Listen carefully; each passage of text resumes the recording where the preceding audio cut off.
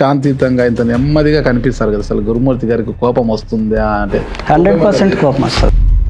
5 మంది కార్పొరేటర్లను మబ్బు దేవనారాయణ రెడ్డి కిడ్నాప్ చేశాడు, వాళ్ళ ఇంట్లో దాచిపెట్టాడు అనేది అప్పుడు అంతా అనుకున్నారు. భూమన కరుణాకర్ రెడ్డి గారు ఎంపీ గారిని పంపించారు. ఎంపీ గారు 2 గన్మ్యాన్లను వేసుకొని 100 మంది జనాన్ని వేసుకొని అక్కడికి వెళ్ళారు. అక్కడ కొంత గందరగోళం జరిగింది అంటారు, వాస్తవేనా? అది కంప్లీట్గా నాకు తెలిసిన సబ్జెక్ట్ కాదన్నా ఇది, నేను అన్న చెప్తే వచ్చాను, మీ ఇల్లని తెలియక వచ్చాను అని మీ నోటితో అన్నారా లేదా? ఎవరిల్లైనా కూడా మా పార్టీకి సంబంధించినటువంటి నాయకుడు ఉన్నప్పుడు ఎంత దూరమైనా వెళ్తాం. దగ్గర అయితే తగ్గాల్సిన మీరు అంత ధైర్యంగా ముందుకు పోవాలని నేను కూడా అన్న కోరుకుంటున్నా. ఒకటి సాఫ్ట్ గా ఉన్నంత మాత్రాన ధైర్యం లేదు అనుకోవడం చాలా పొరపాటు. ఓకే, ధైర్యాన్ని ఎక్కడ ప్రదర్శించాలో అక్కడే ప్రదర్శించాలి. టీడీపీ, జనసేన, బీజేపీ ఎంపీలు బీజేపీ వైపే, వైసీపీ ఎంపీలు కూడా బీజేపీ వైపే అనమాట. నాకు అర్థం కావడం లేదు ఏంటి అసలుకి. బ్లంట్ గా వ్యతిరేకించాల్సిన అవసరం లేదని మా బాస్ యొక్క ఆలోచన.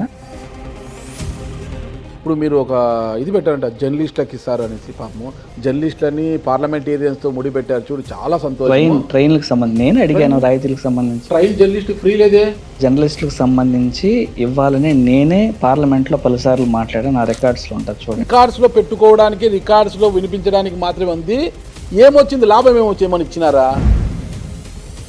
కూటమి అంత బలమైన వేవ్స్ వచ్చాయి అసలు. ఆ గాలిలో ప్రతి ఒక్కరికి అలా కొట్టుకుపోయారు. 151 స్థానాలు వచ్చిన పార్టీని 140 స్థానాలు లాక్కొని 11కు పరిమితం చేసి కూర్చోబెట్టినారు ఆ ప్రజలు. అలాంటిది ఇక్కడ గురుమూర్తి గెలవడానికి కారణం ఏంటి అసలుకి? ఫిజికల్ హ్యాండిక్యాప్డ్స్ కావచ్చు, ట్రాన్స్జెండర్స్ కావచ్చు, వృద్ధులకు సంబంధించి కావచ్చు, ఏదైనా కూడా అక్కడ వాయిస్ ఎక్కువ ఉంటుంది, వాయిస్లెస్ పీపుల్ కోసం. చాలా సార్లు ఫోన్ చేసినా వాళ్ళు ఫోన్లు ఎత్తనటువంటి రోజులు చాలా ఉన్నాయి. వాళ్ళ కోసం మీరు పోరాడుతుంటే వాళ్ళ స్పందన తక్కువ ఉంది. వే గోల్డ్ ట్రస్టెడ్ గోల్డ్ బయర్స్. మీరు తాకట్టు పెట్టిన బంగారాన్ని విడిపించి ఈ రోజు ఉన్న మార్కెట్ ధరకు కొనబడను. Welcome to its TV. నేను మీ నాగరాజ్ బైర్శెట్టిని. ఈరోజు మన అతిథి YSR Congress party Tirupati parliament lucky MP doctor Maddila Gurumurthy garu మనతో ఉన్నారు. సార్ నమస్తే. సార్ నమస్తే అన్న. లక్కీ ఎంపీ అవునా కదా మీరు? అవునన్నా, అవునా? నేను లక్కీ ఎంపీనే. అది ఎలా, ఎందుకు లక్కీ అనుకుంటున్నారు? మా బాస్ బ్లెస్సింగ్స్ నా మీద ఉన్నాయి, ఉమ్, అలాగే వెంకటేశ్వర స్వామి బ్లెస్సింగ్స్ నా మీద ఉన్నాయి, ఉమ్, నా నియోజకవర్గ ప్రజల బ్లెస్సింగ్స్ ఉన్నాయి. అంతకన్నా లక్కీ ఉంది. అంతేనంటారా? Okay okay. అంటే 2021లో మీరు తొలిసారి ఎంపీ అయ్యారు అనుకుంటా కదా. అప్పుడు వైఎస్ఆర్ కాంగ్రెస్ పార్టీ అధికారంలో ఉంది కాబట్టి సరే, జగన్మోహన్ రెడ్డి గారికి మీ మీద ఒక అంటే ఆయన పాదయాత్రలో మీరు చేసిన సేవలకు గుర్తింపుగా ఆయన ఒక సామాన్యుడైన, ఒక మామూలు సాధారణ డాక్టర్ అయిన గురుమూర్తిని, ఫిజియోథెరపిస్ట్, మీరు గురుమూర్తిని ఎంపీ చేయాలనుకున్నాడు. ఆ ప్రయత్నంలో ఎంపీ అయిపోయారు. అది అప్పుడు అధికారంలో ఉంది కాబట్టి ఈజీ టు విన్, మీరు గెలిచిపోయారు, పార్లమెంట్కి వెళ్ళారు, కొంత ప్రూవ్ చేసుకున్నారు. 24 ఎలక్షన్స్ వచ్చేసరికి మళ్ళీ టికెట్ మీకు వచ్చింది. చివరి నిమిషం వరకు కూడా మిమ్మల్ని గూడూరు వెళ్ళమన్నారు, ఇంకొక నియోజకవర్గం వెళ్ళమన్నారు, మళ్ళీ తీసుకొచ్చి ఇక్కడికి పెట్టారు ఎంపీగా. అటు ఇటు వేసి అసలు ఉంటుందా ఉండదా టికెట్ అనుకున్నారు. చివరి నిమిషం మళ్ళీ ఎంపీగా కన్ఫై చేశారు. అక్కడే మీకు అదృష్టం మళ్ళీ కలిసి వచ్చింది. మళ్ళీ ఎంపీగా వచ్చారు. ఎందుకు అదృష్టం కలిసి వచ్చిందంటే మీకు ప్రత్యర్థిగా కూటమి అభ్యర్థి వరప్రసాద్ బీజేపీ నుంచి రావడం అనేది, కూటమి అభ్యర్థిగా రావడము మీకు కలిసి వచ్చింది. ఎమ్మెల్యేలు అందరూ ఓడిపోయినా కూడా ఎంపీగా మీరు గెలిచారు అంటే అది లక్కీనే కదా. లక్కీనే, అందుకే మీకు మొదట్లో అని చెప్పాను. మొదటిగా మా బాస్ ఆశీస్సులు, వెంకటేశ్వర స్వామి ఆశీస్సులు, ప్రజలందరూ మనసారా దీవెనలు అందించారు. అందుకే లక్కీ అని మీకు చెప్పాను మొదట్లో. అసలు ప్రజలు వైఎస్ఆర్ కాంగ్రెస్ పార్టీ ఎంపీ అభ్యర్థులకు ఓట్లు వేసి వాళ్ళని ఎంపీలుగా గెలిపించి పార్లమెంట్కి ఎందుకు పంపించాలంటే మీరు ఏమంటారు? ఏదైనా కూడా రాష్ట్రానికి సంబంధించి, నియోజకవర్గానికి సంబంధించి ఏ అయితే నిజమైనటువంటి వర్క్స్ ఉన్నాయో, పథకాలకు సంబంధించినటువంటి ఏమైనా ల్యాబ్స్ ఉన్నాయో, లేదంటే గవర్నమెంట్ ఆఫ్ ఇండియా నుంచి మన వారి యొక్క పార్లమెంట్ సెగ్మెంట్కి సంబంధించినటువంటి సమస్యలు ఉన్నాయి, వాటిని లేవనెత్తి పర్స్యూ చేసి ఆ ప్రాజెక్ట్స్ని త్వరితగతిన పూర్తయ్యే విధంగా చూసుకోవాల్సినటువంటి బాధ్యత మా మీద ఉంది. ఓకే, అంతే చేస్తున్నారు అవన్నీ కూడా. 28 రాష్ట్రాల రాజకీయ పరిస్థితిని పక్కన పెడితే ఏపీలో మాత్రం తీసుకుంటే ఎంపీలు అధికార పక్షం ప్రతిపక్షం ఉంటారనమాట.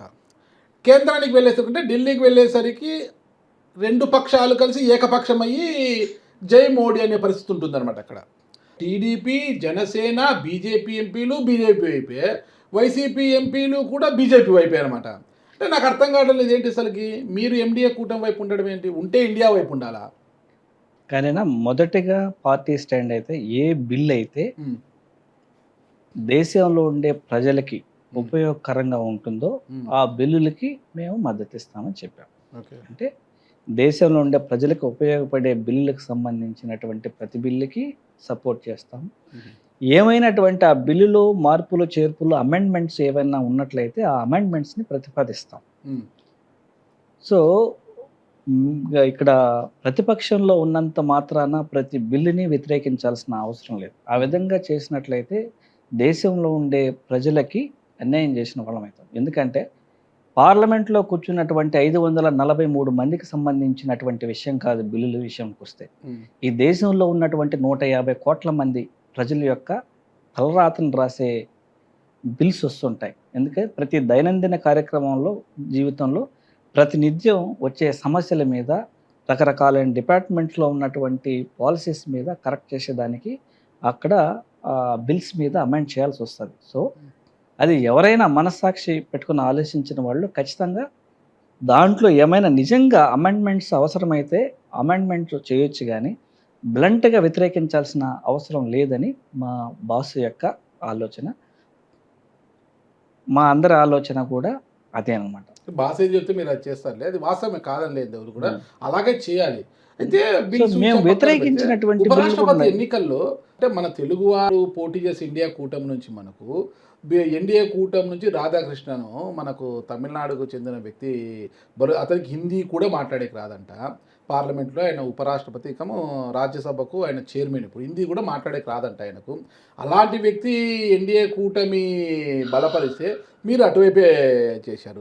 మొన్న చూస్తే డీలిమిటేషన్ బిల్ అప్పుడు కూడా అసలు మహిళా బిల్లు 2023లో అయిపోయింది కదా, ఆ రోజు రాత్రికి జీవో కూడా వచ్చింది, మళ్ళీ ఈరోజు సవరణలు ఎందుకు అనేది వాళ్ళు అడుగుతుంటే అటువైపు మాట్లాడలేదు. మళ్ళీ మీరు బీజేపీ వైపే ఎన్డీఏ కూటమి వైపే మీరు మొగ్గారనమాట. ఎన్డీఏ ఏమి చెప్తే అది తల ఊపడానికే వైసీపీ ఎంపీలు ఎలాగో కూటమిలో టీడీపీ జనసేన ఎంపీలు ఊపుతారు అన్నా.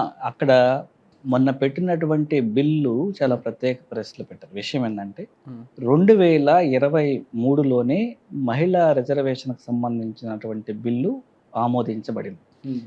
మహిళా రిజర్వేషన్కి సంబంధించినటువంటి బిల్లుని వైఎస్ఆర్ కాంగ్రెస్ పార్టీ హార్ట్ఫుల్గా స్వాగతించింది. ఎందుకంటే ఈ బిల్లు రాకముందే మా నాయకులు శ్రీ వైఎస్ జగన్మోహన్ రెడ్డి గారు ముఖ్యమంత్రిగా ఉన్నప్పుడు నామినేటెడ్ పదవుల్లో 50% మహిళలకే కేటాయించడం జరిగింది.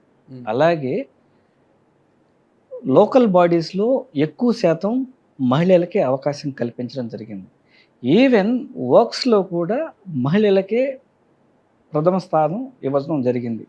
అలాగే ఇచ్చిన ప్రతి ఒక్క పథకం కూడా మహిళల చేతికి అందినట్లయితే వాళ్ళు వాళ్ళ కుటుంబాన్ని బాగా చేసుకోవడానికి అవకాశం ఉంటుందని వాళ్ళకే ఉంటుంది. అలా వైఎస్ఆర్ కాంగ్రెస్ పార్టీ ఏ పథకం ఇచ్చినా ఏ కార్యక్రమం చేపట్టినా మహిళలకి ప్రాధాన్యత ఇస్తుంది. కాబట్టి వాళ్ళకి సముచిత స్థానం కల్పించాలనే ఉద్దేశంతోనే వైఎస్ఆర్ కాంగ్రెస్ పార్టీ ముందుంటుంది. కాబట్టి ఉమెన్ రిజర్వేషన్ బిల్లుకి సంపూర్ణంగా మద్దతు ఇచ్చాం. 23లో వచ్చిన బిల్లుకి దీనికి అలాగే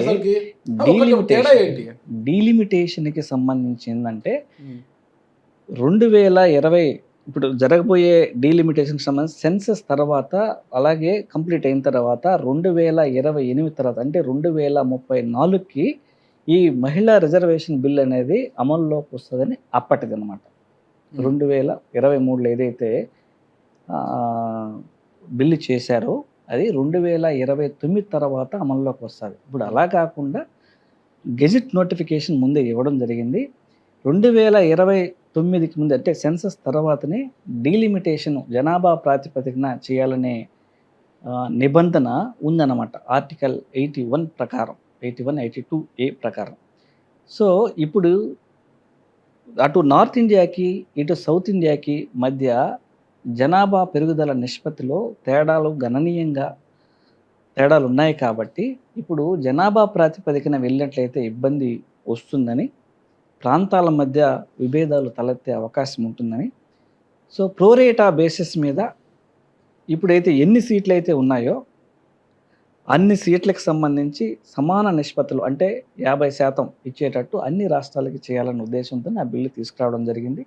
దీనికి సంబంధించి ప్రతిపక్షాలు వ్యతిరేకించడం జరిగింది. సో దీనిలో వ్యతిరేకించాల్సినటువంటి మహిళా బిల్లుని సాకుగా చూపిస్తూ డీలిమిటేషన్ కూడా చేయాలని చూశారు కదా.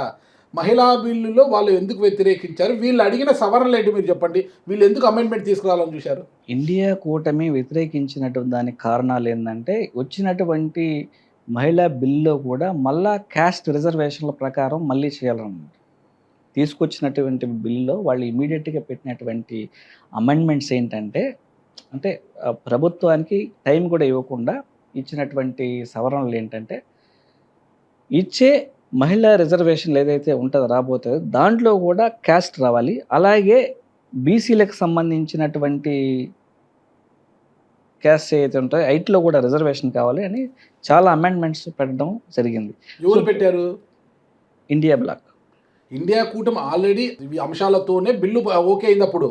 కానీ మీరు దాన్ని సవరణ చేశారంటే రిజర్వేషన్లు తొలగిస్తున్నారు. మీరు మహిళా బిల్లు తీసుకొస్తూనే మైనారిటీస్కి వాళ్ళు అడిగిన రిజర్వేషన్లు అవి కాకోకుండా మహిళా రిజర్వేషన్ మాత్రమే తెస్తున్నారు మీరు. అంటే వాళ్ళు అడిగిన డిమాండ్స్ లేవు దాంట్లో. ఇప్పుడు ఆటోమేటిక్గా పార్టీలకి చిత్తశుద్ధి ఉంటే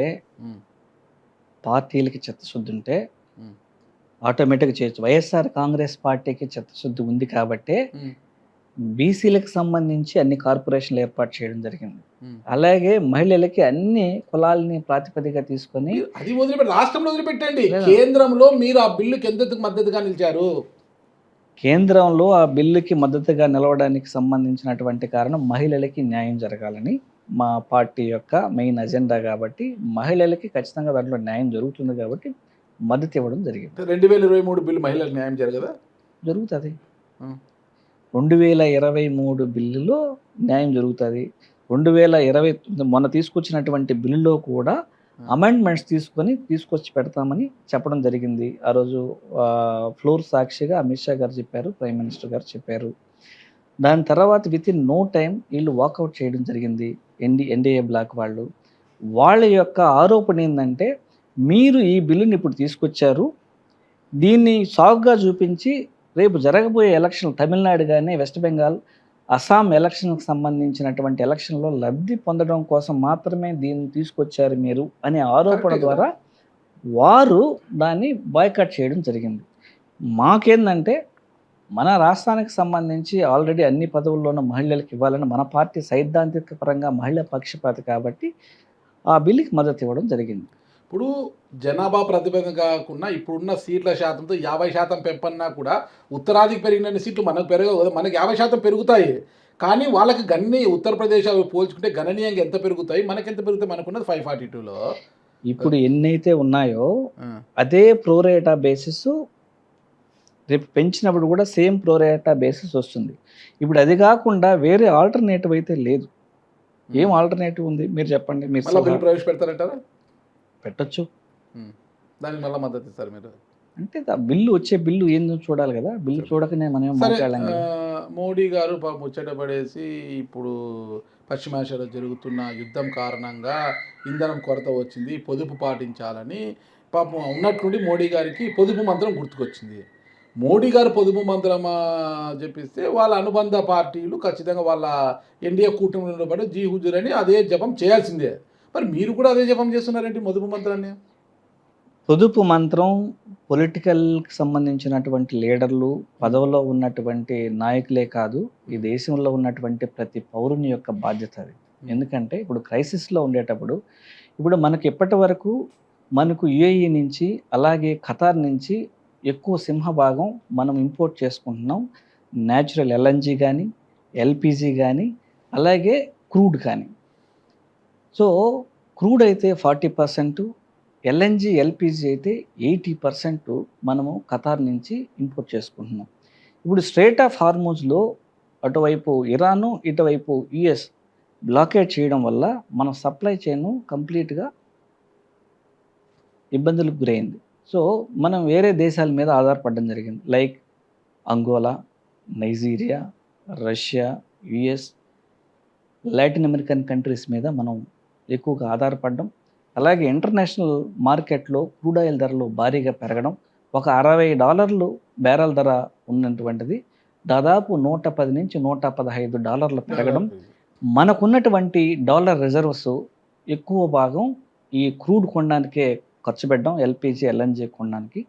దానివల్ల రూపీ వాల్యూ డాలర్ రేటుకి సంబంధించి విపరీతంగా పెరిగిపోవడం, ఇది మన దేశ ఆర్థిక వ్యవస్థకి చాలా పెనుముప్పుగా భావించింది. ఎప్పుడైతే మనం ఇంపోర్ట్స్ మీద ఎక్కువ ఆధారపడి ఉన్నామో, ఇంపోర్ట్ మీద ఆధారపడినటువంటి ఫాజిల్ ఫ్యూయల్స్ కానీ ఇవన్నీ కూడా మనం పొదుపుగా వాడతాము. మన స్ట్రాటజిక్ రిజర్వ్స్ అనేటివి కాస్త సేవ్ అయ్యి మన రూపీ వాల్యూ మరింతగా దిగజారిపోకుండా కాపాడుకునే బాధ్యత మనందరి మీద ఉంది. ఓకే. అంటే ఇప్పుడు పొదుపు మంత్రం అంటే ఇంధనము వాడకం తగ్గిస్తే పొదుపు జరుగుతుంది కదా. ఖచ్చితంగా రెండు కాన్వాయిలు ఉన్న చోట ఒకటే వాడితే పొదుపు జరుగుతుంది, అంతే కదా. 2 కాన్వాయ్లు ఉన్న చోట ఒక కాన్వాయ్ వాడేది అనేది ఇష్యూ కాదు, కానీ ఎక్కడ అవసరమైతే అక్కడ పొదుపుగా వాడుకోవడం అనేది ప్రస్తుత పరిస్థితుల్లో మనందరికీ అవసరం. ఇప్పుడు అమెరికాకు మన దగ్గర నుంచి కొన్ని ప్రోడక్ట్ ఎక్స్పోర్ట్ చేస్తే కానీ మన దగ్గర నుంచి ఎక్స్పోర్ట్ చేస్తే మనము సుంకాలు కట్టాలంటారు. అవును. అమెరికా నుంచి మనం దిగుమతి చేసుకుంటే నో సుంకాలు అంటారు. తెలుసు కదా, తెలుసు కదా సార్ ఎంపీ గారు? ఖచ్చితంగా ఇంటర్నేషనల్ ట్రేడ్లో మనము సుంకాలు వేస్తాము, వాళ్ళు సుంకాలు వేస్తాం. డిపెండ్స్ అపాన్, ఎందుకంటే ఇప్పుడు మన ప్రోడక్ట్స్, మన అగ్రికల్చర్ ప్రోడక్ట్స్ ఉన్నాయనుకో, మన రైతులు పండించినటువంటి పంటలకు సంబంధించి వినియోగం మన దేశంలో ఎక్కువ జరగాలంటే ఇతర దేశాల నుంచి వచ్చే అగ్రి ప్రోడక్ట్స్ మీద మనం సుంకాలు వేయక తప్పదు.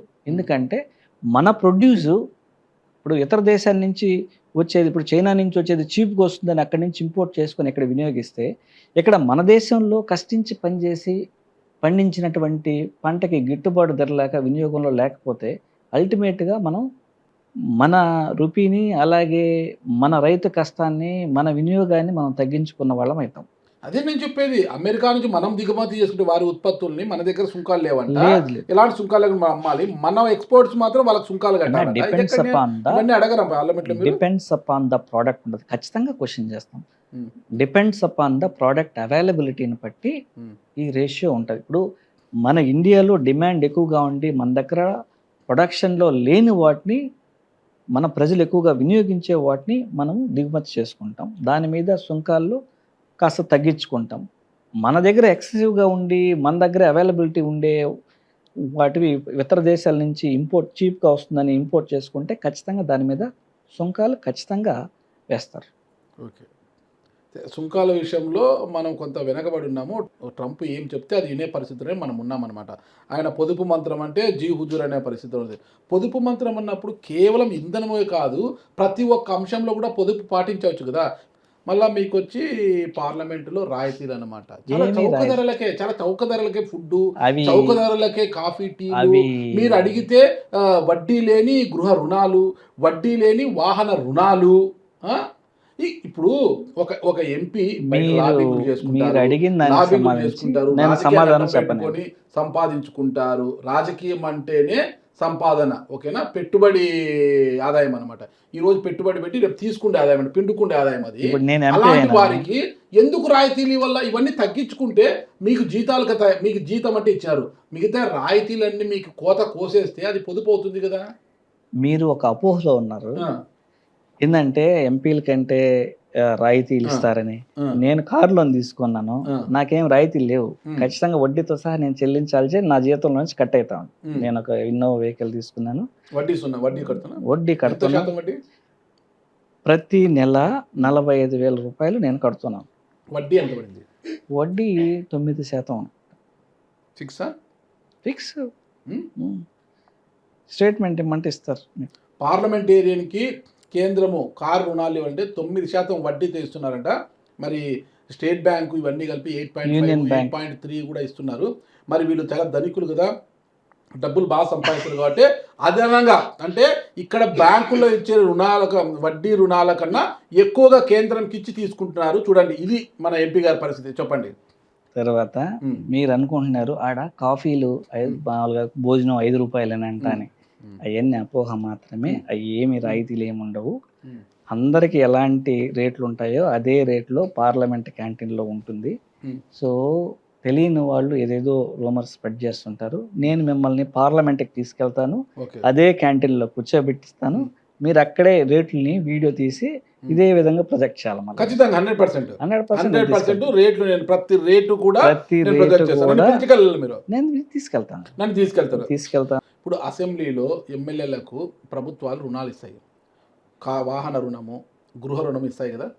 నేను తీసుకోలేదు. నేను ఇక్కడ బ్యాంకులో తీసుకున్నాను. బ్యాంక్ పార్లమెంటేరియన్కి కూడా వడ్డీ లేని వాహన రుణాలు, వడ్డీ లేని గృహ రుణాలు ఇస్తారు కదా. వాటి ఎందుకు ఇవ్వాలా ఎంపీలకి అంటున్నా నేను. మీకు ట్రైన్ ఎందుకు ఫ్రీగా ఇవ్వాలా, మీకు బస్ ఎందుకు ఫ్రీగా ఇవ్వాలా, మీకు ఇవన్నీ మీకు ఎందుకు ఇవ్వాలి అసలు నాకు అర్థం కాలేదు. ట్రైన్లో కానీ బస్సులో కానీ ఎందుకు ఇవ్వాలి అని అంటే అప్పటి పరిస్థితుల్లో అంటే స్వాతంత్రం వచ్చిన తర్వాత కాలంలో ట్రాన్స్పోర్టేషన్ అనేది అప్పుడు చాలా తక్కువగా ఉండేది. ఇప్పుడు పార్లమెంటేరియన్ కానీ ఇక్కడ నుంచి ఎక్కువగా రిపీటెడ్గా వస్తూ పోతూ ఉండేది. ఇది హానరోరియం కింద ఇస్తూ ఉన్నారనమాట. ఇప్పుడు జర్నలిస్టులకు కానీ అలాగే ఎంపీలకు కానీ ఎమ్మెల్యేలకు కానీ వీళ్ళందరికీ, ఓన్లీ ఎంపీలకే కాదు ఎమ్మెల్యేలకు కూడా బస్సులో వాళ్ళు ఎమ్మెల్యే పొజిషన్లో ఉంటే ఫ్రీగానే వాళ్ళకు కూడా ఉంటుంది. నియోజకవర్గ పరిధిలోన రాష్ట్ర పరిధిలోన తిరగడానికి. అలాగే ఎంపీలకు కూడా ఏంటంటే తన నియోజకవర్గాన్ని నుంచి ఢిల్లీ రావడానికి పోవడానికి సంబంధించి అలాగే ఫ్రీగా ఇచ్చే అవైలబిలిటీ ఉంది. Not only train, even flight టికెట్లు కూడా కేవలం సంవత్సరానికి 34 ఫ్లైట్ టికెట్లు మాత్రమే ఇస్తారు. రాను పోను ప్రీమియం అంటే ఏదైనా సమస్యల మీద 17 పోను 17 రాను అంతే. సరిపోవంటారా సంవత్సరానికి? సరిపోవాలంటే సమస్యలను బట్టి ఉంటుంది. ఇప్పుడు ఏదైనా ఒక నియోజకవర్గంలో ఒక సమస్య తలెత్తింది అనుకోండి, దీనికి సంబంధించి కేంద్ర ప్రభుత్వంతో సంప్రదించాల్సి వస్తే ఖచ్చితంగా వెళ్ళి రావాల్సి వస్తుంది, తప్పదు. ఓకే. అది ప్రజా సంబంధమైనటువంటి విషయం మీద ప్రయాణిస్తున్నారు కాబట్టి ప్రభుత్వం ఆ రాయితీని ఇచ్చింది. ఏడాదిలో ఎన్ని సెషన్స్ జరుగుతాయంటారు పార్లమెంట్ సెషన్స్? ఏడాదిలో 3 ప్రధానంగా జరుగుతాయి. ఓకే. అందుకే దాదాపు 90. 3 సార్లు పోవచ్చు రావచ్చు, 3 3 6 పోతాయి. అప్పుడు ఎంత మిగులుతాయి మీకు? ఇంకా దాదాపు 28 మిగులుతాయి అనమాట. అంటే ఇటు 14 ఇటు 14 తీసుకుంటే 14 సార్లు పార్లమెంటేరియన్స్ ప్రజా సమస్యల మీద ఢిల్లీకి వెళ్తారా? Not only standing committee meetings ఉంటాయి, ఎవ్రీ మంత్ ఉంటాయి. అవును, హౌస్ కమిటీ మెంబర్లు అయితే పోతారు, మిగతా పార్లమెంటరీస్ ఎందుకు పోతారు? స్టాండింగ్ కమిటీ మెంబర్లుగా ప్రతి పార్లమెంటేరియన్ ఉంటాడు. కేంద్ర ప్రభుత్వానికి సంబంధించినటువంటి అన్ని విభాగాలు, మంత్రిత్వ శాఖలకు సంబంధించి ఒక స్టాండింగ్ కమిటీ ఉంటుంది. ఆ స్టాండింగ్ కమిటీకి సంబంధించి అన్ని విషయాల్ని irrespective of the parties parliament మెంబర్లు, అధికారులు అందరూ కలిసి కూర్చొని చర్చిస్తారు ఆ సమస్యల మీద. 543 మంది ఎంపీలు ఖచ్చితంగా ఏదో ఒక కమిటీలో ఉంటారు. అంటే ప్రైమ్ మినిస్టరు, సెంట్రల్ మినిస్టర్లు తప్ప. సెంట్రల్ మినిస్టర్లు కూడా ఏంటంటే ఆ శాఖలు నిర్వహించే వాళ్ళు ఆ కమిటీకి కూడా రావచ్చు, వాళ్ళు ప్రత్యేకంగా కూడా సమావేశాలు నిర్వహిస్తారు. అంటూ సరిపోవు, ఫ్లైట్ టికెట్ కూడా సరిపోవు. ఫ్లైట్ ఇప్పుడు మీరు ఒక ఇది పెట్టారంట, జర్నలిస్టులకు ఇస్తారు అనేసి. పాపము జర్నలిస్టులని పార్లమెంటేరియన్స్తో ముడి పెట్టారు చూడు, చాలా సంతోషం. ట్రైన్లకు సంబంధించి నేను అడిగాను, రాయితీలకు సంబంధించి. ట్రైన్ జర్నలిస్ట్కి ఫ్రీ లేదే, కొన్ని పత్రికలు జీతాలు ఇవ్వవు. ఒక 4-5 పత్రికలు మీకు సంబంధించినటువంటి జర్నలిస్టులకు సంబంధించి ఇవ్వాలని నేనే పార్లమెంట్లో పలుసార్లు మాట్లాడాను, నా రికార్డ్స్లో ఉంటుంది చూడండి. మరి రికార్డ్స్లో పెట్టుకోవడానికి, రికార్డ్స్లో వినిపించడానికి మాత్రమే ఉంది. ఏమొచ్చింది లాభం? ఏమొచ్చి ఏమని ఇచ్చినారా? బస్సు జిల్లా అయితే ఫ్రీ, స్టేట్ పాస్, అది కూడా స్టేట్ పాస్ ఉండే వాళ్ళకైతేనే జిల్లా అయితే ఫ్రీ. ఒక పత్రిక 4-5 పత్రికలు మాత్రమే స్టాఫ్ రిపోర్టర్లకి, బ్యూరోలకు జీతాలు ఇస్తున్నాయి. కంట్రిబ్యూటర్లకు లైన్ అకౌంట్లు ఇచ్చే పరిస్థితి కూడా లేదు. వాళ్ళ బతుకులు అనేది చాలా అధ్వానంగా ఉంటాయన్నమాట. మీరు దయచేసి పార్లమెంటరీతో పోల్చకండి. పార్లమెంటరీ చాలా గొప్ప వాళ్ళంతా కూడా. ఒక ఎంపీగా గెలవాలంటే ఈరోజు 100-150 కోట్లు పెట్టుకొని గెలిచి పార్లమెంట్కి పోతున్నారు. పార్లమెంటేరియన్స్ అందరూ కూడా డబ్బు ఉన్న వాళ్ళు కాదన్న. ఓకే, మీరు అందరిని ఒకే ఘాటిని కట్టేయకూడదు. దేశంలో ఇప్పుడు ఆడ పార్లమెంట్లో కూర్చున్న 543 మందిలో అందరూ ధనవంతులు కాదు. ఓకే. సో అందరినీ ఒకే ఘాటిని కట్టేయకూడదు. ఓటుకు నోటు లేకోకుండా అందరు ఎంపీలు అయిపోతున్నారు. నేనేమి లేదన్నా, నా పరిస్థితి మీకు తెలుసు బాగా. ఏంటి బాగానే ఉన్నారు కదా, ఏమైంది? ఓటుకు నోటు ఇచ్చే పరిస్థితి ఉంది నా దగ్గర. శాంతియుతంగా ఇంత నెమ్మదిగా కనిపిస్తారు కదా, అసలు గురుమూర్తి గారికి కోపం వస్తుందా అంటే 100% కోపం వస్తుంది. వస్తుందా? 100%. ఎలాంటి సందర్భాల్లో వస్తుంది? కొన్ని నిజాయితీగా న్యాయం జరగాల్సినటువంటి పనులుంటాయి. వాళ్ళు వందల సార్లు అధికారుల చుట్టూ తిరుగుంటారు. మనం కూడా 1కి 10 సార్లు రిక్వెస్ట్ చేసుకొని చెప్పుకుంటాం, ఇది చూడండి చేయండి, అయినా కూడా చేయరు. ఏంటంటే పార్టీ లైన్స్ అడ్డొస్తాయి అన్నమాట. ఏ పార్టీ అంటే సమస్యకి పార్టీతో ఏం సంబంధం ఉంటుంది? కరెక్ట్ అది. సో అలాంటప్పుడు బాధ వేసి అరవాల్సి వస్తుంది, అప్పుడు కోపం వస్తుంది. అయితే ఎప్పుడు మీ కోపాన్ని నేను చూడలేదు, కానీ చూడలేదు, ఒకసారి పెద్ద గట్టిగా కోపంగా మాట్లాడాలి. వెళ్ళినట్టే కనిపించారు. ఎందుకంటే భూమన అభినయ్ రెడ్డి ఎమ్మెల్యేగా పోటీ చేసిన నేపథ్యంలో అంతకుముందు ఆయన డిప్యూటీ మేయర్గా ఉన్నారు కదా, ఆ పదవికి రాజీనామా చేయాల్సి వచ్చింది. ఆ పదవికి రాజీనామా డిప్యూటీ మేయర్ ఎన్నిక అనివార్యమైంది. ఆ సందర్భంలో ఎన్నికకు సంబంధించి 5 మంది కార్పొరేటర్లను మబ్బు దేవనారాయణ రెడ్డి కిడ్నాప్ చేశాడు, వాళ్ళ ఇంట్లో దాచిపెట్టాడు అనేది అప్పుడు అంతా అనుకున్నారు. దా మేరకు ఫస్ట్ భూమన కరుణాకర్ రెడ్డి మనుషులు కొంతమంది అక్కడికి వెళ్ళి రెక్కీలు నిర్వహించడం, డ్రోన్ ఎగిరేయడం, అక్కడ వాళ్ళ ఇంటి చుట్టుపక్కల పసాలు తిరుగుతుంటే వాళ్ళ అనుచరులు మబ్బు దేవనారాయణ రెడ్డి అనుచరులు పట్టుకొని ఎవరు ఇట్లా తిరుగుతున్నారని వాకప్ చేసి వాళ్ళ మీద కొట్టారు అనేది అప్పుడు ఒక వీడియో వైరల్ అయింది బాగా. ఆ తర్వాత అభినయ్ రెడ్డిని కూడా పట్టుకున్నారనేసి కూడా ఆరోపణ వచ్చింది అప్పుడు. ఆ తర్వాత ఇంకా భూమన కరుణాకర్ రెడ్డి వైఫ్ అక్కడికి వెళ్ళారనేసి, ఆ తర్వాత ఏ రెస్పాన్స్ రాకపోతే భూమన కరుణాకర్ రెడ్డి గారు ఎంపీ గారిని పంపించారు. ఎంపీ గారు 2 గన్మ్యాన్లను వేసుకొని 100 మంది జనాన్ని వేసుకొని అక్కడికి వెళ్ళారు. ఆడ కొంత గందరగోళం జరిగింది అంటారు, వాస్తవమేనా? అది కంప్లీట్గా రాంగ్ నెరేటివ్. ఆడ విషయం ఏం జరిగిందంటే, ఆల్రెడీ తీసుకెళ్ళినటువంటి 5 మంది కార్పొరేటర్స్ని ఎక్కడో దాచిపెట్టేశారు. ఆ క్రమంలో ఎతుకులాటలో భాగంగా సో అక్కడ పక్క వీధిలో, అంటే అక్కడ దేవనారాయణ రెడ్డి గారి ఇల్లు అని కూడా తెలియదు బేసిక్గా. ఎవరికి? నాకైతే తెలియదు. మీకు తెలియదు? నాకు తెలియదు ఆడ ఉంటారని కూడా. సో ఒక కార్పొరేటర్ గారి ఇంటికి వెళ్ళడం జరిగింది అభినయ్ రెడ్డి గారు. ఆల్రెడీ అక్కడ ఉన్నటువంటి మనుషులు ఆయన్ని అడ్డగించడం జరిగింది. అక్కడ కారు ఉంటే ఆ కారు మీద రాళ్ళు వేసి కొట్టేస్తున్నారు. సో అక్కడ అడ్డగించున్నారు అంటే ఇప్పుడు మా లీడరు సమస్యలో ఉన్నప్పుడు సో ఖచ్చితంగా వెళ్ళాలా. ఎవరు మీ లీడరు? మా లీడర్ అంటే మా తిరుపతికి సంబంధించినటువంటి సమన్వయకర్త, మా పార్టీ నాయకుడు. లీడర్ అంటే నాకు అర్థం కాలేదు. ఐ మీన్ మీ లీడర్ అంటే జగన్మోహన్ రెడ్డి గారు. మా లీడర్ జగన్మోహన్ రెడ్డి, మా పార్టీకి సంబంధించినటువంటి లీడరు, అలాగే తిరుపతి నియోజకవర్గానికి సమన్వయకర్త. అక్కడ ఇష్యూలో ఉన్నప్పుడు ఖచ్చితంగా సమస్య ఉన్నప్పుడు పోతాం కూడా. అడేం హంగామా భూమన కరుణాకర్ రెడ్డి గారు ఆదేశిస్తే పోయారా? నాకు విషయం తెలియదు. ఆ రోజు కరుణాకర్ అన్న నాకు చేయలేదు. నాకేందంటే అన్న ఈ విధంగా కరుణాకర్ మన అభినయనని అక్కడ అడ్డగించున్నారు అని అంటే పదండి అని పోవడం జరిగింది. నేనేం గన్మ్యాన్లు వేసుకొని అడేం హంగామా ఏం చేయలేదు. మీ పార్టీ మనుషులన్నీ వాళ్ళని కొట్టారనేది అక్కడ ఆరోపణ, కొట్టారనేసి అది ఇదంతా జరిగింది. ఏం కొట్టలేదు. కారు ఆడబెట్టుంటే కారుని పగలు కొట్టారు. కారుని పగలు కొట్టారు. మరి ఇప్పుడు మీరు అన్నారు మబ్బు దేవనారాయణ రెడ్డి ఇల్లు అని నాకు తెలియదు. తెలిస్తే వెళ్ళరా? తెలిసినా కూడా వెళ్తాము, అంతేగాని ఆ ఇంటికి ఏం పోవట్లేదు కదా. అంటే ఆ ఏరియాలో మబ్బు దేవనారాయణ దాచిపెట్టారు కార్పొరేటర్ అంటే వెళ్ళరా మీరు? భయం లేదు. వాళ్ళ ఇంటి ముందు నిలబడి పంపించండి మా కారు మా ఇది అని అడుగుతాం. మీడియాని కూడా తీసుకొని పోతాం. తప్ప తీసుకుపోలేదు ఆ రోజు మీరు? తీసుకుపోలేదు.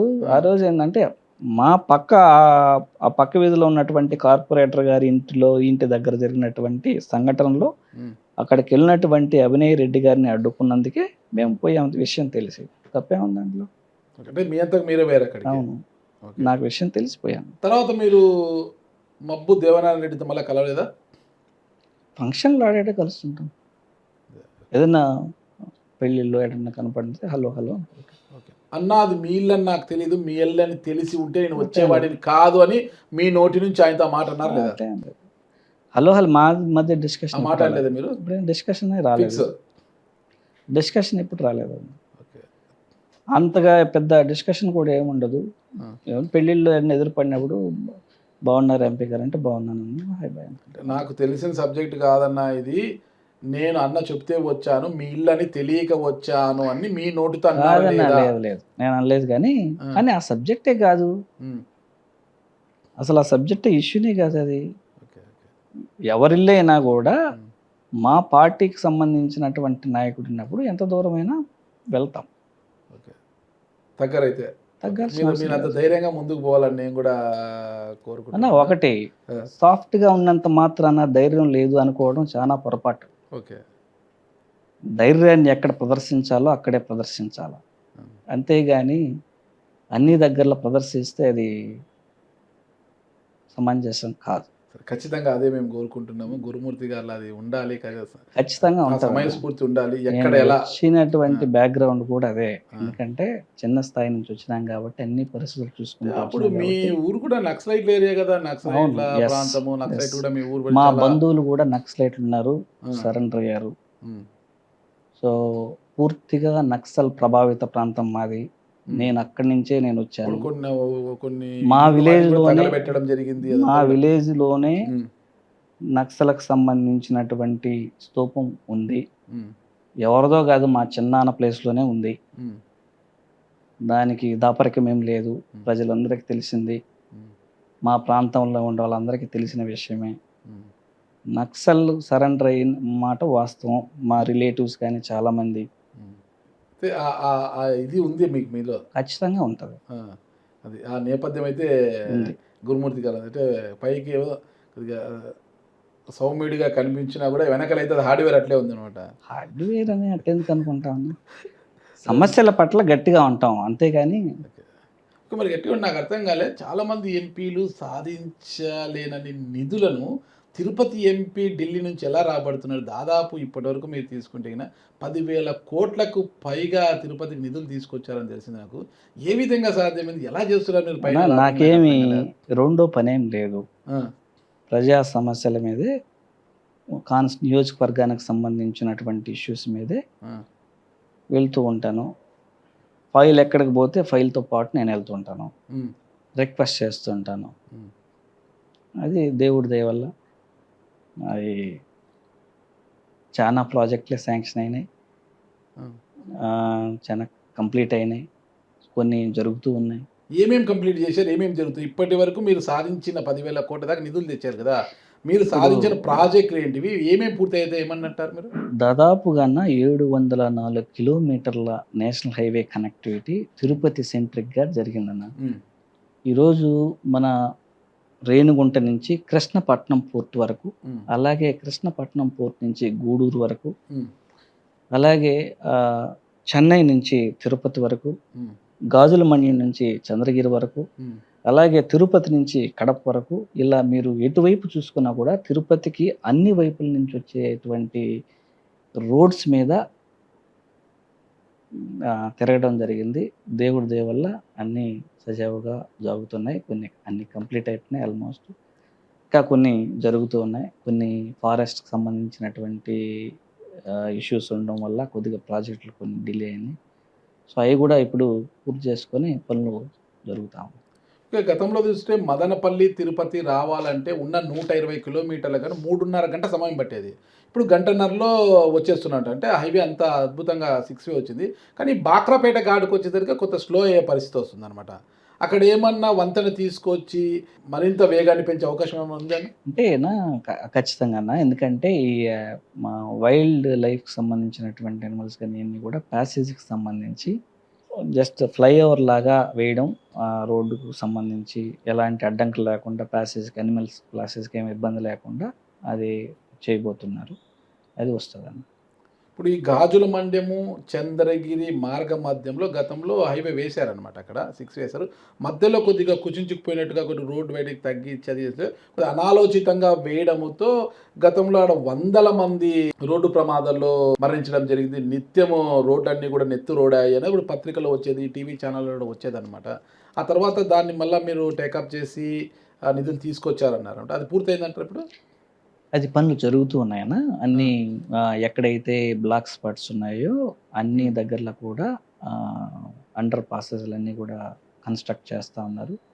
దీనికి సంబంధించి చెన్నై నుంచి చంద్రగిరి వరకు కూడా 1553 కోట్ల రూపాయల నిధులు మంజూరు చేశాం.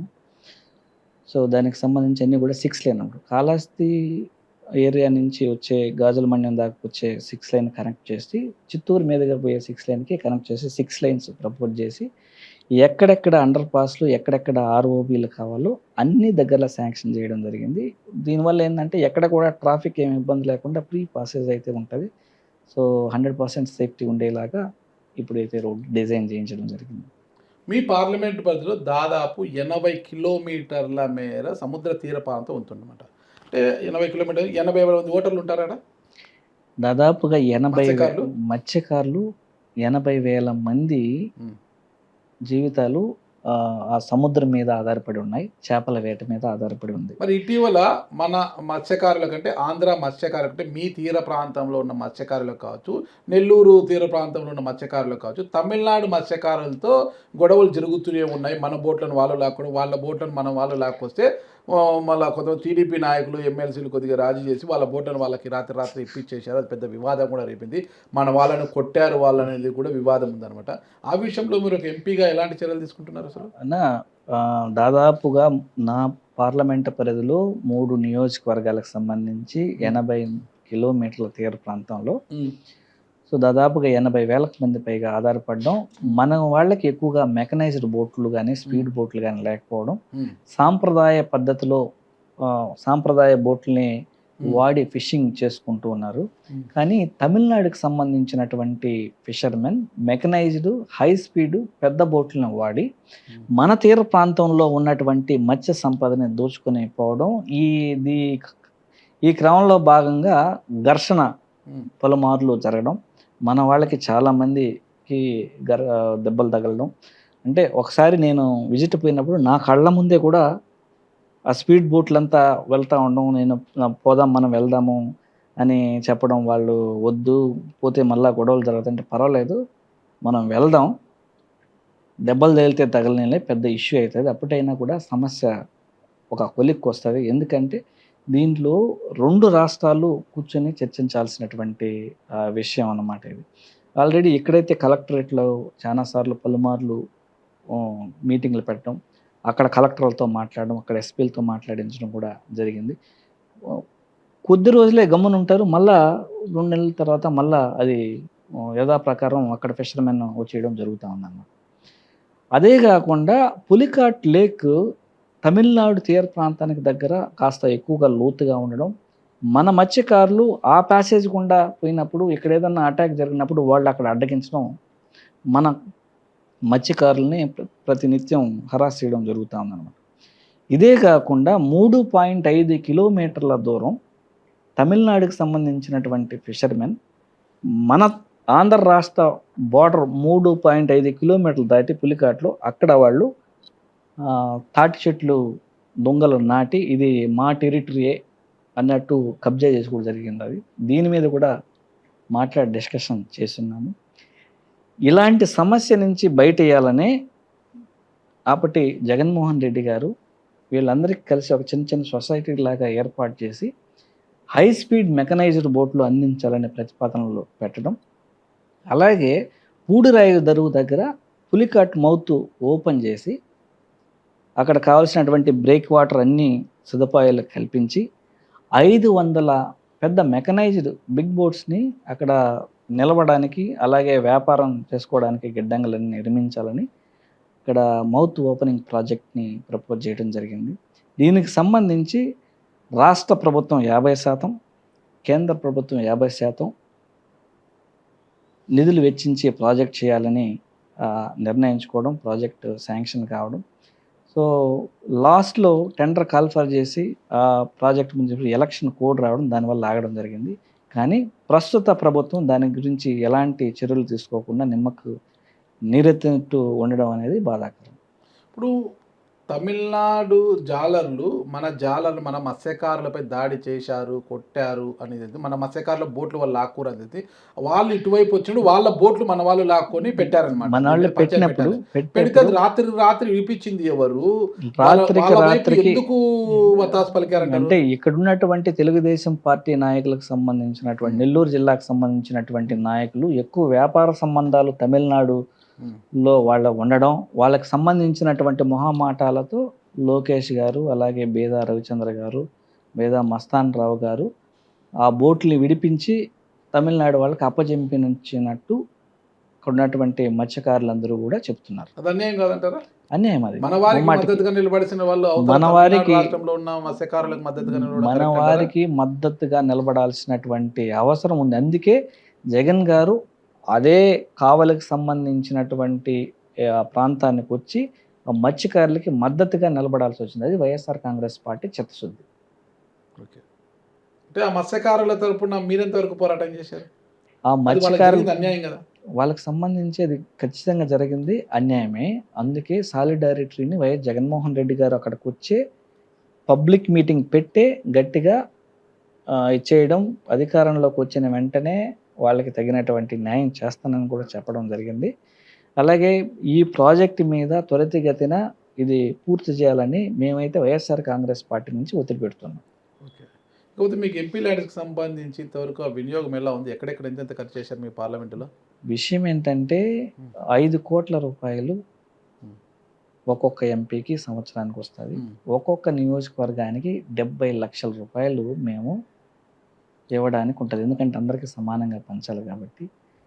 సో దీనికి సంబంధించి రోడ్స్ కానీ, డ్రింకింగ్ వాటర్కి సంబంధించి సో అన్నీ ఇప్పటికి అన్ని నియోజకవర్గాల్లో ఇస్తాను. దాదాపుగా ఇవన్నీ కూడా ఎంపీ ల్యాడ్స్ ఇచ్చినటువంటివి. అన్నీ ఆన్లైన్లో కూడా మొత్తము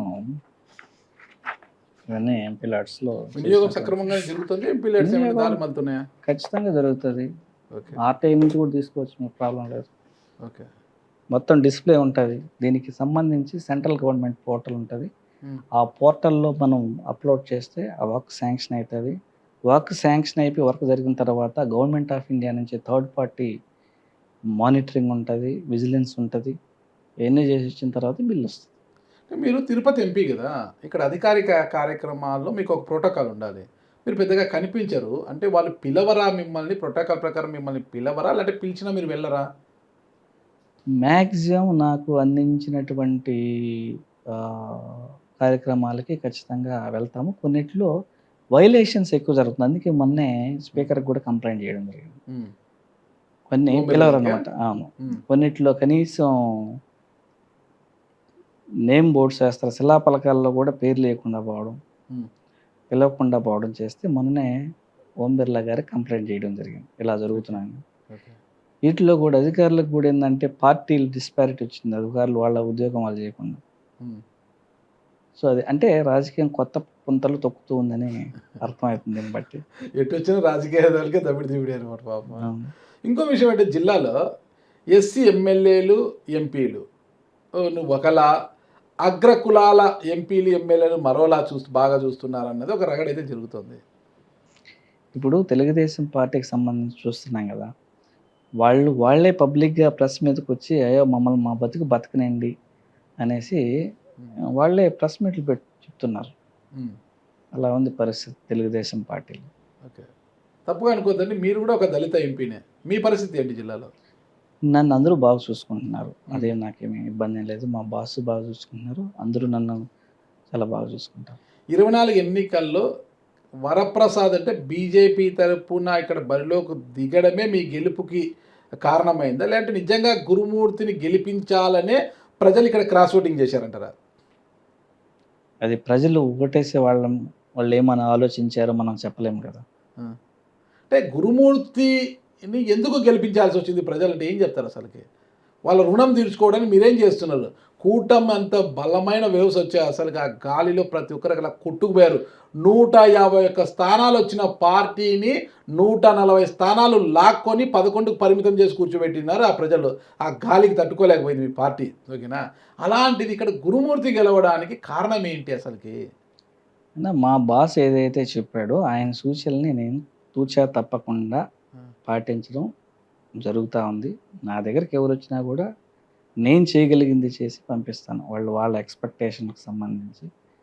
అలాగే నా పరిధిలో నాకు సంబంధించినటువంటి సమస్యలు ఏవైతే ఉన్నాయో పార్లమెంట్కి సంబంధించినటువంటి సమస్యలు మ్యాక్సిమం వాటి మీద పనిచేస్తున్నాను. అలాగే మరి ఓటేసేటప్పుడు వాళ్ళ యొక్క మనస్తత్వాన్ని బట్టి వాళ్ళ ఆశీస్సులను బట్టి ఎవరికి మెండుగా ఆశీస్సులు మార్కులు వేస్తారో వాళ్ళకి అది ఓటేస్తారు. ఎందుకు మీకు ఎక్కువ మార్కులు వేస్తారు 2024 ఎన్నికల్లో? అంత గాలిలో కూడా మరి ఆలోచించి క్రాస్ ఓటింగ్ వేయాలంటే ఆలోచించాలి. ఇప్పుడు ఏముంది, ఒక గుర్తు అనుకుంటే దబా గుద్దడమే అనమాట. ఈడ నొక్కడము దీని నొక్కడు 2 మిషన్లలో ఇది ఒకటి నొక్కడం ఇది ఒకటి నొక్కడం సరిపోతుంది. ఈడ ఇది నొక్కి ఆడ ఇంకోటి నొక్కాలంటే కొద్దిగా ఆలోచించి నొక్కాలి. ఓకేనా? అంత ఆలోచించి గురుమూర్తికి పట్టం కట్టాల్సిన అవసరం ఏమొచ్చింది? మీకు కలిసి వచ్చిన అంశాలు ఏంటివి? ప్రజలు చాలా తెలివైన వాళ్ళు. ఆ. అందరూ అనుకునే విధంగా వాళ్ళు ఏముండదులే అని మోస పద్ధతుల్లో పోయేవాళ్ళు కాదు. ఆ. సో వాళ్ళ ఆ, మంచి మనసు నా మీద కురిపించినట్టు నాకు అనిపించింది. ప్రజల మంచి మనసు అయితే మీ వైపు ఉంది. సంతోషం, గెలిచిపోయారు. 29లో మళ్ళీ ఎంపీగా పోటీ చేస్తారా? ఖచ్చితంగా మా బాస్ అవకాశం ఇస్తే పోటీ చేస్తాను. బాస్ అవకాశం ఇస్తే ఇవ్వరా? ఇస్తారని అనుకుంటున్నాను. ఆ. ఎందుకు ఇస్తే అంటున్నారు? ఎందుకు? ఏమన్నా? ఇప్పుడు ఏదైనా కూడా మనం చేయాల్సిన పని చేస్తూ పోవాలి అనేది నా ఉద్దేశం. ఓకే, ఇకపోతే మీరు ఎంపీ అయ్యారు. Guntakal railway division Vijayawada zone వచ్చేసింది. గుంతకల్ రైల్వే డివిజన్ కూడా విజయవాడకి వెళ్ళిపోయింది. చాలా కష్టం ఇప్పుడు మనకు. ఓకేనా? ఇకపోతే విశాఖపట్నం మనకు జోనల్ వస్తే జిఎం అక్కడికి వెళ్ళిపోయింది మనకు. ఇంకా సికింద్రాబాద్ వెళ్ళిపోయింది. మేము బాలాజీ రైల్వే కావాలనేసి ఒక డిమాండ్ అయితే మన దగ్గరకు బాలాజీ వచ్చింది. రైల్వే డివిజన్ కోసం ఫైట్ చేస్తున్నాం. దీని మీద 3 సార్లు నేను మంత్రి గారిని కూడా కలవడం జరిగింది. మంత్రి గారు పరిశీలిస్తామని చెప్పారు. ఉమ్. మీరు పరిశీలించే బదులు ఉమ్. మొదటగా కనీసం ఒక 3 రోజులైనా తిరుపతి నుంచి ఆపరేషన్స్ ఉండేటట్టు చేయండి. ఎందుకంటే ఈ రాయలసీమలో హైయెస్ట్ రైల్వేకి రెవెన్యూ వస్తున్నది తిరుపతి నుంచి. సో ప్రతి చోట డివిజన్ ఉండే చోట అంతా రెవెన్యూ. ఇప్పుడు విజయవాడలో అనుకోండి, అక్కడ ఆ డివిజన్ మొత్తానికి ఎక్కువ రెవెన్యూ వచ్చేది విజయవాడలోనే.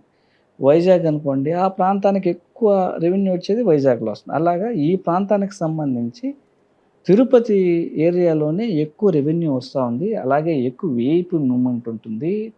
ట్రైన్స్ కూడా ఏంటంటే మన రేణిగుంట జంక్షన్కి సంబంధించి ప్రతిరోజు అక్కడ ఒక 70 ట్రైన్లు నుంచి 80 ట్రైన్లు ఆగి అక్కడ ఒక 70,000 మంది ఫుట్ఫాల్ ఉంటుంది.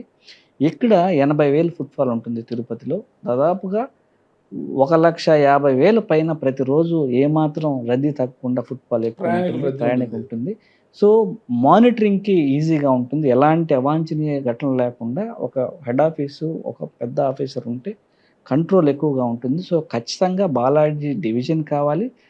అట్లీస్ట్ అది ఏర్పాటు చేసే లోపు కనీసం 3 రోజులైనా ఇక్కడి నుంచి ఆపరేషన్ చేసేటట్టు చేయండి అని మినిస్టర్ గారిని కోరడం జరిగింది. బాలాజీ డివిజన్ ఏర్పాటు చేయాల్సి వస్తే ఏ సెక్షన్లో కలపాలంటారు మీరు? ఇప్పుడు గుంటకల్ డివిజన్ రద్దు చేయాలా, అంటే గుంటకల్ డివిజన్ రన్ చేస్తూనే బాలాజీ డివిజన్ ఇప్పుడు కావాలంటారు? చెన్నైకి సంబంధించి తిరుపతి నుంచి ఏదైతే నలుమూలల నుంచి వెళ్తున్నాయో దీనికి అనుకూలంగా ఉండేలాగా ఏర్పాటు చేయమంటున్నాం. ఇప్పుడు గూడూరు నుంచి చెన్నై వరకు చెన్నైలోనే ఉంది. రేణిగుంట నుంచి వెళ్ళే లైన్ అంతా అది కూడా చెన్నైలోనే ఉంది. సో ఇటు చూసుకుంటే రకరకాల డివిజన్ల పరిధిలో తిరుపతి ఉందన్నమాట. ఓకే. సో గూడూరుకి అవతల నుంచి మళ్ళీ గుంటూరు కిందకి వెళ్ళిపోతుంది, గుంటూరు విజయవాడకి. సో అలా కాకుండా ఈ ప్రాంతానికి డెడికేటెడ్గా తిరుపతిని సెంట్రిక్గా చేసుకొని ఏదైతే ఉందో ఒక 150 కిలోమీటర్ల రేడియస్ని లేదా 130, ఎందుకంటే అటు మళ్ళీ అటు చెన్నై కూడా ఉంటుంది కాబట్టి ఈ స్టేట్ పరిధిలోకి వచ్చేదంతా దీని కింద పెట్టి ఇవ్వమని కోరుతాము. సాకారం అవుతుందంటారు అది? మా ప్రయత్నం అయితే సిన్సియర్గా ప్రయత్నం చేస్తున్నాం. సో దేవుని ఆశీస్సులు ఉండాలని కోరుకుంటున్నాం, త్వరగా రావాలని. ఓకే. నేను ఈ చిత్తూరు జిల్లాలో అంటే మదనపల్లిలో సాక్షిలో నేను వర్క్ చేశాను 2008లో. అప్పుడు ఇంకా పేపర్ లాంచింగ్ అప్పుడు 2000 స్టార్ట్ అయ్యి దాదాపు 2012 వరకు ఈ జిల్లాలో నేను పనిచేసిపోయాను నేను. అప్పటి నుంచి వింటున్న Tirupati railway station world class railway station ఎప్పుడో బొటబొటిగా నిధులు విడుదలయ్యాయి, పనులు జరుగుతూనే ఉన్నాయన్నమాట. అసలు ఏంటి దాని పరిస్థితి ఏంటి అసలుకి? ఇప్పటివరకు ఎన్ని నిధులు మంజూరయ్యి మీరు ఎంపీగా అయిన తర్వాత ఎంత ఫండింగ్ తీసుకొచ్చారు, దానికి ఎన్ని నిధులు కేంద్రం తీసుకొచ్చారు, దాని పరిస్థితి ఏంటి అసలు? అన్న 300 కోట్ల రూపాయలు నిధులు ఉమ్, రావడం జరిగింది. ఉమ్, పనులు కూడా వేగంగా జరుగుతూ ఉన్నాయి. కాకపోతే ఏప్రిల్‌కే రైల్వే స్టేషన్‌ని జాతికి అంకితం చేయాల్సింది. ఉమ్, సో, డిలే అయింది. దీనికి సంబంధించి నేను పలుమార్లు కూడా విజిట్ చేయడం జరిగింది. ఆడ చానా రద్దీ ఎక్కువగా ఉంది కాబట్టి త్వరితగతిన పనులు పూర్తి చేయండి. చాలామందికి ప్రయాణికులకి అందరికీ కూడా ఇన్‌కన్వీనియన్స్‌గా ఉందనంటే, మా దగ్గర ఉన్నటువంటి ల్ మామూలుగా లేబర్ ఎవరైతే ఉన్నారో, సో, టీటీడీకి సంబంధించినటువంటి సత్రాలు ఎన్ని కడుతున్నారో అక్కడ వాళ్ళు ఎక్కువ వస్తున్నారు, మొత్తం వెళ్ళిపోతున్నారు. మళ్ళా మేము పట్టుకురావడం, ఇక్కడి నుంచి వెళ్ళిపోవడం జరుగుతుంది సార్. సో, ఇంకొక 2 నెలల్లో కంప్లీట్ చేస్తాం. 2, 3 నెలల్లో అనేసి చెప్పి వాళ్ళు చెప్పడం జరిగింది. సో, వి హోప్ త్వరగా అది అందుబాటులోకి వస్తది అని అనుకుంటున్నాం. దీంతో పాటుగా రద్దీ ఎక్కువుండే రేణిగుంట రైల్వే స్టేషన్ కూడా 200 కోట్ల రూపాయల నిధులు కావాలని కోరడం జరిగింది. దానికి కూడా 40 కోట్ల రూపాయలు శాంక్షన్ చేస్తున్నారు. ఆ పనులు కూడా త్వరగా స్టార్ట్ చేయాలని మంత్రి గారిని కోరడం జరిగింది. చేస్తామని చెప్పారు. రేణిగుంట పెద్ద జంక్షన్ అక్కడికి. అక్కడి నుంచి పలు మార్గాలకు ట్రైన్లు వెళ్తుంటాయి. తిరుపతికి వచ్చే ట్రైన్లు కూడా చాలా ఎక్కువగా ఉంటాయన్నమాట. అంటే ఈ రెండిటి మధ్య రేణిగుంట, తిరుపతి మధ్య ట్రాఫిక్ అనేది రద్దీ ఎక్కువైపోతుంది ట్రైన్లు. మధ్యలో నిలబెట్టేస్తున్నారు. ఔటర్స్‌లో నిలబెట్టేస్తున్నారు. ఔటర్‌కి వచ్చినా కూడా ట్రైన్ ప్లాట్‌ఫామ్‌లోకి రావడానికి అరగంట, గంట పట్టే సమయాలు కూడా ఉన్నాయన్నమాట. ప్రయాణికులు విసిగిపోతున్నారనమాట. మళ్ళీ ఈ ట్రాఫిక్ రద్దీని క్రమబద్ధీకరించడానికి లైన్లు పొడిగింపు చేయడం, ప్లాట్‌ఫామ్‌లు పెంచుకోవడము, లైన్లు పెంచుకోవచ్చు కదంటారా? దీనికి సంబంధించి ఏందంటేనా రేణిగుంట జంక్షన్‌కి ఇరువైపులా సో, బైపాసింగ్ చేస్తూ ఉన్నాం. సో, ఎక్కడా గూడా గూడ్స్ ట్రైన్ వస్తే సెపరేట్‌గా వెళ్ళిపోయేటట్టు, ప్యాసింజర్ ట్రైన్ వస్తే ఎక్స్‌ప్రెస్ గాని, సూపర్ ఫాస్ట్ గాని వచ్చినప్పుడు డైరెక్ట్‌గా ట్రాక్ మీదకొచ్చేసేటట్టు. సో, రేణిగుంట నుంచి ఇటు తిరుపతికొచ్చే ఔటర్స్‌లో ఒకటేస్తున్నాం. అలాగే పూడి నుంచి ఏర్పేడ్‌కి ఇంకొకటి శాంక్షన్ అయింది 1500 కోట్లతో. అలాగే ఈ వచ్చే టైం తిరుపతికొచ్చే టైము తగ్గించాలి అనంటే అదనపు రైల్వే ట్రాక్స్ కూడా అవసరం. అందుకే రేణిగుంట నుంచి గూడూరు వరకు థర్డ్ లైన్ కూడా శాంక్షన్ అయింది. అది కూడా పనులు మొదలైతాయి. అలాగే చెన్నై నుంచి రేణిగుంటకి కూడా ఇంకొక లైన్ శాంక్షన్ అయింది. కూడా పనులు స్టార్ట్ అయ్యి జరుగుతూ ఉన్నాయి. సో, ఇవన్నీ పూర్తయితే ఎక్కడ కూడా ట్రావెల్ టైం అనేది గణనీయంగా తగ్గుతుంది.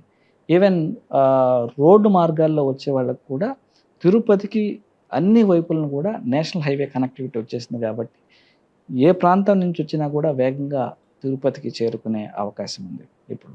ఓకే. ఒక ఎంపీగా గురుమూర్తి గారిని తీసుకున్నప్పుడు మీడియా ముందు కొంత వాయిస్ లెస్సే ఉంటుందన్నమాట. మీడియా ముందు పెద్దగా మాట్లాడరు. తన పని తను చేసుకొని పోతుంటారు. వాయిస్ లెస్‌గా ఉంటుంది. కానీ పార్లమెంట్‌కి వచ్చేసరికి వాయిస్ లెస్ పీపుల్ కోసము ఈయన వాయిస్ ఎక్కువ అవుతుంటది అక్కడ. ఏమది కారణం ఏంటి? అంటే మన ఫిజికల్ హ్యాండిక్యాప్డ్స్ కావచ్చు, మన ట్రాన్స్‌జెండర్స్ కావచ్చు, వృద్ధులకు సంబంధించి కావచ్చు, ఏదైనా కూడా వారి కోసం పార్లమెంట్‌లో వాయిస్ ఉంటుంది. ఇక్కడేమో వాయిస్ లెస్‌గా ఉంటుంది. అక్కడ వాయిస్ ఎక్కువ ఉంటుంది. వాయిస్ లెస్ పీపుల్ కోసము. అవునా? ఒకటి. అంటే నన్ను పంపించిందే దానికి కదన్నా మాట్లాడమని. ఆ! సో, ఇక్కడ ఖచ్చితంగా రాని వాయిస్ మాట్లాడాలి. అక్కడ ఎలా వస్తుంది పార్లమెంట్‌లో అంత గట్టిగా అని? సో, అందుకే మీకు చెప్పాను కదా! రీసెర్చ్ అన్నీ చేసుకొని ప్రాపర్‌గా ప్రజెంట్ చేయాలి. ప్రజెంట్ చేసి ప్రాపర్‌గా ఫాలో అప్ చేస్తేనే వాళ్ళకి సంబంధించినటువంటి నిధులను ఎక్కువగా రాబట్టుకోవడానికి ఉంటది. ఎందుకంటే ఇప్పుడు నార్మల్‌గా ఉండే పబ్లిక్ ఏదైనా పోగలరు, సాధించుకోగలరు, చేయగలరు. మనం ఎక్కువగా ఫోకస్ చేయాల్సింది ఏజ్డ్ పీపుల్ మీద, అలాగే ఫిజికల్లీ హ్యాండిక్యాప్డ్ మీద, ట్రాన్స్‌జెండర్ మీద చేయాలని నాకు బేసిక్‌గా ఇంట్రెస్ట్. అందుకే ట్రాన్స్‌జెండర్స్ కోసం ఈ డిపార్ట్‌మెంట్‌కి సంబంధించి వైఎస్ఆర్ కాంగ్రెస్ పార్టీ అధికారంలోకి వచ్చిన వెంటనే అప్పటి గౌరవ ముఖ్యమంత్రి వర్యులు జగన్మోహన్ రెడ్డి గారిని రిక్వెస్ట్ చేసి నేను దానికి స్టేట్‌కి స్పెషల్ ఆఫీసర్‌గా తీసుకోవడం జరిగింది దానికి సంబంధించి. ఓకే. సో, ముందు నుంచి అది నాకు ఇంట్రెస్ట్ కాబట్టి దాని మీద వర్క్ చేయడానికి ప్రయత్నం చేస్తుంటాను వీలైనప్పుడంతా. వాళ్ళకి ట్రైనింగ్ క్లాసెస్ పెట్టాలని, ఇక్కడ టైలర్ ట్రైనింగ్ ఇప్పించాలని, అలాగే క్యాబ్ డ్రైవర్స్‌గా వాళ్ళని ప్రొజెక్ట్ చేయాలని, ఏదైనా చేతి వృత్తులు వాళ్ళకి చేయించాలని చాలా ప్రయత్నాలైతే చేశాను నేను. సో, కానీ వాళ్ళ నుంచి స్పందన చాలా తక్కువగా ఉంది. చాలా సార్లు ఫోన్ చేసినా వాళ్ళు ఫోన్లు ఎత్తనటువంటి రోజులు చాలా ఉన్నాయి. సో, అలాగే హౌసింగ్ విషయంలో కూడా వాళ్ళ కోసం మీరు పోరాడుతుంటే వాళ్ళ స్పందన తక్కువ ఉంది. హ్మ్.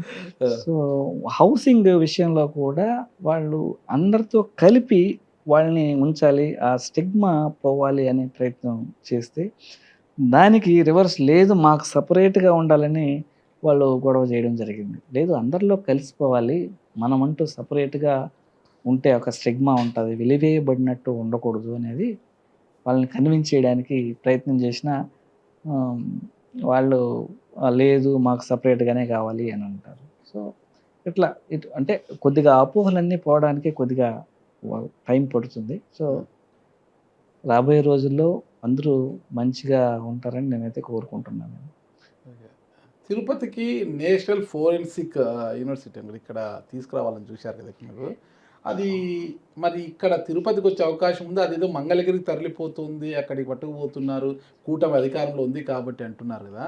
మరి తిరుపతికి నిలబెట్టుకోగలరా మీరు? ఆ ప్రయత్నాలైతే జరుగుతూ ఉన్నాయి. మేమైతే కోరేదేంటంటే, వైఎస్ జగన్మోహన్ రెడ్డి గారు ముఖ్యమంత్రిగా ఉన్న టైంలో ప్రైమ్ మినిస్టర్ గారికి, అలాగే హోమ్ మినిస్టర్ గారికి పర్సనల్‌గా కలిసి గౌరవ ముఖ్యమంత్రి గారు రిక్వెస్ట్ చేయడం జరిగింది. నేషనల్ ఫోరెన్సిక్ యూనివర్సిటీ తిరుపతిలో ఉంటే అడ్వాంటేజ్ అనేది చాలా ఎక్కువగా ఉంటుంది. ఎందుకంటే తిరుపతి పార్లమెంట్ సెగ్మెంట్‌లో ఆల్రెడీ 9 యూనివర్సిటీలున్నాయి. 23 ఇంజినీరింగ్ కాలేజెస్ ఉన్నాయి. సో, ఏదైనా ఒక రీసెర్చ్ ఫెసిలిటీ అన్నిటికి కలిసి ఇక్కడ పెట్టినట్లయితే యూనివర్సిటీస్ మధ్య ఒకదానికొకటి కొలాబరేట్ అయ్యి అందరికీ నాలెడ్జ్ షేరింగ్‌గా ఉండి అన్ని యూనివర్సిటీలకి ఉపయోగపడే విధంగా ఉంటుంది. సో, ఇటువైపు ఫోరెన్సిక్ గాని, ఇటువైపు సైన్స్ అండ్ టెక్నాలజీ గాని, ఇటు హెల్త్ గాని, ఇటు అన్ని రంగాల్లో. ఇప్పుడు ఐజర్ ఉంది. నేషనల్ సంబంధించినటువంటి ఇన్‌స్టిట్యూట్. నేషనల్ ఇంపార్టెన్స్ ఉన్నది. ఐఐటీ ఉంది. ఇలాగే ఇది నేషనల్ ఫోరెన్సిక్ యూనివర్సిటీ కూడా నేషనల్ ఇంపార్టెన్స్ ఉండే యూనివర్సిటీ. ఇవి ఉండడం వల్ల ఏందంటే రాష్ట్ర ప్రభుత్వం మీద ఒత్తిడి మనం తగ్గించగలుగుతాం. రీసెర్చ్ ఫెసిలిటీ కోసం ఎక్కువగా గవర్నమెంట్ ఆఫ్ ఇండియా నుంచి ఎక్కువగా ఫండ్స్ తెచ్చుకోవడానికి అవకాశం ఉంటుంది. ఐట్‌తో కలిపి ఈ ఉన్నటువంటి 23 ఇంజినీరింగ్ కాలేజీలు, అలాగే ఉన్నటువంటి స్టేట్ యూనివర్సిటీస్‌ని లింక్ చేసినట్లయితే మన రాష్ట్రంలో ఉన్నటువంటి విద్యార్థులు, స్థానికంగా ఉండే విద్యార్థులు నేషనల్ ఇన్‌స్టిట్యూట్‌లో సీట్లు రాని వాళ్ళు అందరికీ ఈక్వల్‌గా ఆ రీసెర్చ్ ఫెసిలిటీస్ అనేటివి అందుబాటులోకొస్తాయి. సో, వాళ్ళు అప్‌గ్రేడ్ కావడానికి ఈ గ్లోబలీకరణకు సంబంధించి, గ్లోబలైజేషన్‌కి సంబంధించినటువంటి స్టాండర్డ్స్‌కి సమానంగా వీళ్ళు నిలబడగలిగే స్కోప్ ఉంటుందన్న ఉద్దేశంతోనే గౌరవ ముఖ్యమంత్రులు వైఎస్ జగన్మోహన్ రెడ్డి గారు 2019 నుంచి 2024 వరకు ఆ! ఉన్నప్పుడు ఎన్ని ప్రతిపాదనలు చేయడం జరిగింది. దానికి నేషనల్ ఫోరెన్సిక్ యూనివర్సిటీకి సంబంధించినటువంటి వారు హోమ్ మినిస్ట్రీ దానికి యాక్సెప్ట్ చేయడం జరిగింది. తిరుపతిలో పెడతామని రిటర్న్‌గా కూడా ఇవ్వడం జరిగింది. మరి కూటమి ప్రభుత్వం వచ్చిన తర్వాత ఎక్కడెక్కడ శాంక్షన్ అయ్యే ప్రాజెక్టులన్నీ తీసుకొని వాళ్ళు మంగళగిరి ప్లస్ ఆ ప్రాంతాల్లోనే పెట్టాలని ప్రయత్నం చేయడం రాజధాని అనేది పరిసర ప్రాంతాల్లో దురదృష్టకరం. పెట్టాలనుకుంటున్నారేమో. అది చానా విచారకరం. ఎందుకంటే స్టూడెంట్స్‌కి అందరికీ ఎక్కడైతే ఉపయోగకరంగా ఉంటుందో అక్కడ పెడితే ఉపయోగంగా ఉంటుంది కానీ, ఏదో ముందే శాంక్షన్ అయినటువంటి ప్రాజెక్టులని ఆడకి తీసుకుపోయి పెట్టుకొని మేము తెచ్చేసామని క్రెడిట్ స్టోరీ చేసుకుంటే తగదు అనేది నా అభిప్రాయం. సరే క్రెడిట్ స్టోరీ అంటున్నారు అడుగుతాను. ఇటీవల పవన్ కళ్యాణ్, నాదెళ్ల మనోహర్ గారు అమిత్ షాని కలిసినప్పుడు అమిత్ షా ఒక కామెంట్ చేశాడు అనేసి. అంటే జగన్మోహన్ రెడ్డి గారి అరెస్ట్ విషయం గురించి మాట్లాడినప్పుడు జగన్మోహన్ రెడ్డి అరెస్ట్ చేయడం కుదరదు.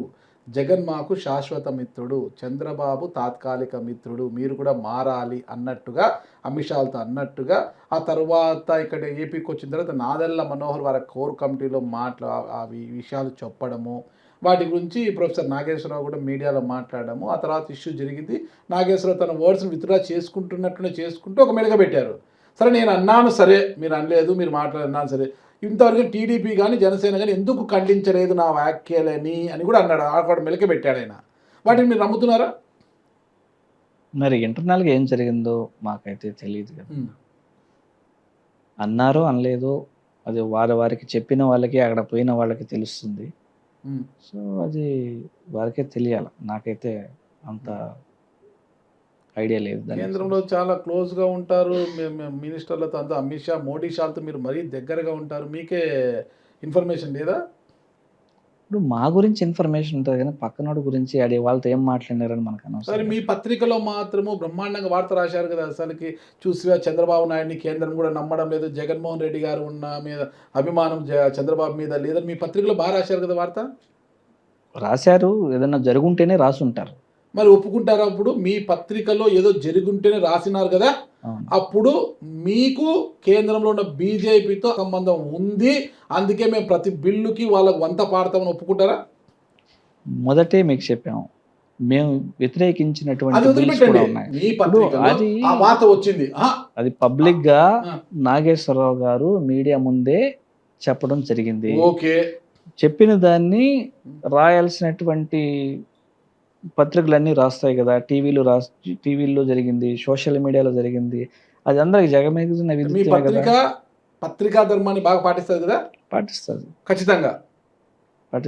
ఓకే, ఒకసారి క్రాస్ చెక్ చేసుకోండి, కన్ఫ్యూజ్ కావద్దండి. పత్రికా ధర్మాన్ని మీ పత్రిక పాటిస్తుంది లేదా చూసుకోండి, ఓకేనా? పాటిస్తుంది. ఓకేనా? మిగతా పత్రికల గురించి నేను చెప్పాను, కానీ మీ పత్రికలో ఫస్ట్ పత్రికా ధర్మం పాటిస్తున్నారా అని బాగా చూసుకోండి అన్నమాట. ఎందుకంటే మీరే చెప్పగానే చెప్పారు, అంటే మా మాకు పత్రిక వైఎస్ జగన్మోహన్ రెడ్డికి బీజేపీ ఆశీర్వాదం ఉంది, అందుకే మేము ఏం చేసిన చెల్లబడింది, మేము వాళ్ళ కోసం మేము, మా కోసం వాళ్ళు ఉన్నారు, మీరు చెప్పగానే చెప్పారు. నేనేం చెప్పలేదే. మీ పత్రిక చెప్పింది అంటున్నా, మీరు చెప్పాల్సిన అవసరం మా లేదు. మీ పత్రికలు పత్రిక అంటే చెప్పింది. అది మీ mouthpiece కదా. ప్రపంచం అంతా వెళ్ళిపోయింది. అది ఆ, అన్ని టీవీల్లో వచ్చింది, ఆ, యూట్యూబ్ ఛానల్లో వచ్చింది, సోషల్ మీడియాలో వచ్చింది. ఒక అనలిస్టు ఆయన, మాజీ ఎమ్మెల్సీ గారు, సో ఆయన చెప్పారంటే విషయం లేదే చెప్పరు కదా ఆయన. తిరుపతి విషయానికి వచ్చేసరికి నైలెట్ అంటే ఇంజనీరింగ్ పట్టభద్రులకు టెక్నికల్ యాక్సెప్ట్స్లో ట్రైనింగ్ ఇవ్వడానికి కాబట్టి చిన్న చిన్న చిప్స్ తయారీ కేంద్రం ఇవన్నీ కలిసి నైలెట్ అనే ఒక యూనివర్సిటీని తీసుకురావాలనేది మీరు సంకల్పించారని. అసలు మొత్తం మీద ఈ ప్రాజెక్ట్ యొక్క కాస్ట్ ఎంత, ఇది ఎందుకు తీసుకురావాలనుకుంటున్నారు, తిరుపతికి ఎందుకు తీసుకురావాలనుకుంటున్నారు మీరు అసలు? ఎందుకంటే ఇక్కడ ఇంజనీరింగ్ గ్రాడ్యుయేట్స్ కానీ యూనివర్సిటీస్ ఎక్కువ ఉండడం, ఇంజనీరింగ్ కాలేజెస్ ఎక్కువ ఉండడం, ప్రతి సంవత్సరం దాదాపుగా 10,000 మంది ఇంజనీర్స్ ఇక్కడి నుంచి వాళ్ళ స్కిల్స్ అప్గ్రేడ్ చేసుకోవడం కోసం ఇటు బెంగళూరు కానీ, హైదరాబాద్ కానీ, చెన్నై కానీ వెళుతూ ఉండడం, వాళ్ళకి ఆ ట్రైనింగ్ సంబంధించినటువంటి ఖర్చులు కానీ, అక్కడ ఉన్నటువంటి అకామిడేషన్ ఖర్చులు కానీ పెనుభారంగా మారిపోవడం జరిగింది అనమాట. సో దీనికి సంబంధించి తిరుపతిలోనే ఒక నేషనల్ ఇన్స్టిట్యూట్ దానికి ఉంటే, సో వాళ్ళకి అందుబాటులో ఇక్కడ ఇన్స్టిట్యూట్ ఉంటే బాగుంటుందని దానికోసం ప్రయత్నం చేయడం జరిగింది. సో దీంట్లో not only engineering graduates, even ఇంటర్మీడియట్కి సంబంధించినటువంటి వాళ్ళు కూడా ఎలాంటి టెక్నికల్కి సంబంధించినటువంటి వాళ్ళ స్థాయిలో వాళ్ళకి కావాల్సింది కూడా అందించే కోర్సులు దాంట్లో అందుబాటులో ఉంటాయి. చిప్ మ్యానుఫ్యాక్చరింగ్ దగ్గర నుంచి ఎలక్ట్రికల్ వరకు, small electrical, what ever it may be, అంటే టెక్నాలజీకి సంబంధించినటువంటి అన్ని కోర్సుల్ని అది అందుబాటులో వస్తుంది. అది 3 months కోర్స్ ఉండొచ్చు, 1 year ఉండొచ్చు, 2 years ఉండొచ్చు, అన్నీ ఉండొచ్చు. దీనికి సంబంధించి ప్రస్తుతానికి ఎస్వి యూనివర్సిటీలో ఒక బిల్డింగ్లో పైలట్ ప్రాజెక్ట్ స్టార్ట్ చేయడం జరిగింది. దీనికి సంబంధించి పర్మనెంట్ బిల్డింగ్స్ అలాగే రెసిడెన్షియల్ క్యాంపస్ ఉండే విధంగా కోరడం జరిగింది. దీనికి ఒక 300 కోట్ల రూపాయలు అవసరమని కేంద్ర ప్రభుత్వాన్ని కోరడం జరిగింది. మంత్రి గారిని కూడా కోరడం జరిగింది. అశ్విని వైష్ణవ్ గారు తప్పకుండా చేస్తానని ఆయన మాట చెప్పడం జరిగింది. ఆ ప్రతిపాదనలు కూడా పంపించున్నాం. అది కూడా అందుబాటులోకి వస్తే ఒక సంవత్సరానికి దాదాపుగా 5,000 మందికి ట్రైనింగ్ ఇచ్చే ఫెసిలిటీ అందుబాటులోకి వస్తుంది. కేంద్రంలో ఏ మంత్రిని కలిసినా మీకు పాజిటివ్గానే అడుగులు పడుతున్నాయి. అంటే ఏం చేస్తుంటారు, ఏం కదా మంత్రుల దగ్గర మీరు అసలుకి? అంటే అందరూ ఎంపీలు చాలా మంది ఉన్నారు దేశంలో, 543 ఎంపీలు, దాంట్లో మంత్రుల్ని బాగా పక్కన పెట్టేస్తే ఎంపీలు ఎంతమంది ఉంటారని మనకు తెలుసు. మరి ఇంతమంది కాని పనులు గురుమూర్తికి ఎందుకు అవుతున్నాయంటే ఏం చెప్తారు అసలుకి? అంటే మనం ఫైల్తో పాటు నడుస్తుంటాం కాబట్టి ఒకటి 10 సార్లు అనేది అందరూ చేస్తుండొచ్చు. నేనైతే పదే వాళ్ళని కలిసి రిక్వెస్ట్ చేస్తూ వాళ్ళకి చెవులో జోరీలాగా కుట్టిన కాబట్టి ఎందుకు వచ్చింది చేసేస్తే పొలం చేసేస్తున్నట్టున్నారు. వాళ్ళు పట్టించుకోరు, ఎంపీలు పట్టించుకోరు, మీరు జోరీలాగా తిరుగుతారు. నేను పట్టించుకోరని నేను అనట్లేదు, వాళ్ళు ప్రయత్నం చేస్తుంటారు. అందరూ ఇప్పుడు రన్నింగ్ రేస్లో అందరూ పరిగెడుతుంటారు. ఒకరు మీరు గెలిచిన కొద్దిగా వెంటనే వేగంగా పరిగెత్తారు అంతే. ఎందుకంటే సన్నగా ఉన్నారు కాబట్టి, కొద్దిగా యాక్టివ్‌గా ఉన్నారు కాబట్టి కొద్దిగా వేగంగా పరిగెత్తారు. సో, మన ప్రాంతానికి రావాలని గట్టిగా ప్రయత్నం చేస్తూ ఉండడం. ఆ! ప్రయత్నం దేవుడి దయ వల్ల వస్తున్నాయి. ఆ! వెంకటేశ్వర స్వామి దయ వల్ల. ముందు పెట్రోలియం హౌస్ కమిటీ మెంబర్‌గా చింత అనురాధ గారు ఉండేవారు కదా! అవును. ఆవిడ స్థానంలోకి మీరు వెళ్లారు. అవును. బాగా సౌకర్యవంతంగా ఉంది కదా బాగా?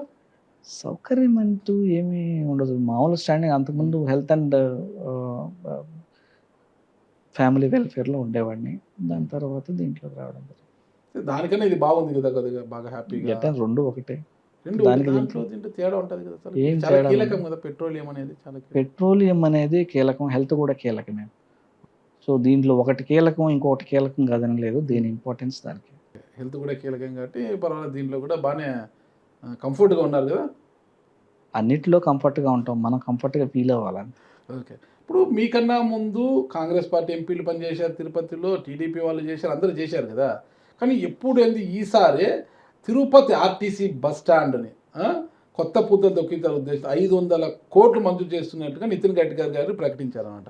ఎలా సాధ్యమైంది అది? ఇంతమంది ఎంపీలు ఇది తిరుపతిలో ఎప్పటినుంచో దాదాపు 15 ఏళ్ల నుంచి కూడా తిరుపతికి భక్తాదులు పోటెత్తుతున్నారు ఇక్కడ. భక్తుల రద్దీ ఎక్కువైపోయింది. తిరుపతి బస్ స్టాండ్ కూడా కిటకిటలాడిపోతుంటుందన్నమాట అసలుగా ఆ ప్రాంతం అంతా కూడా.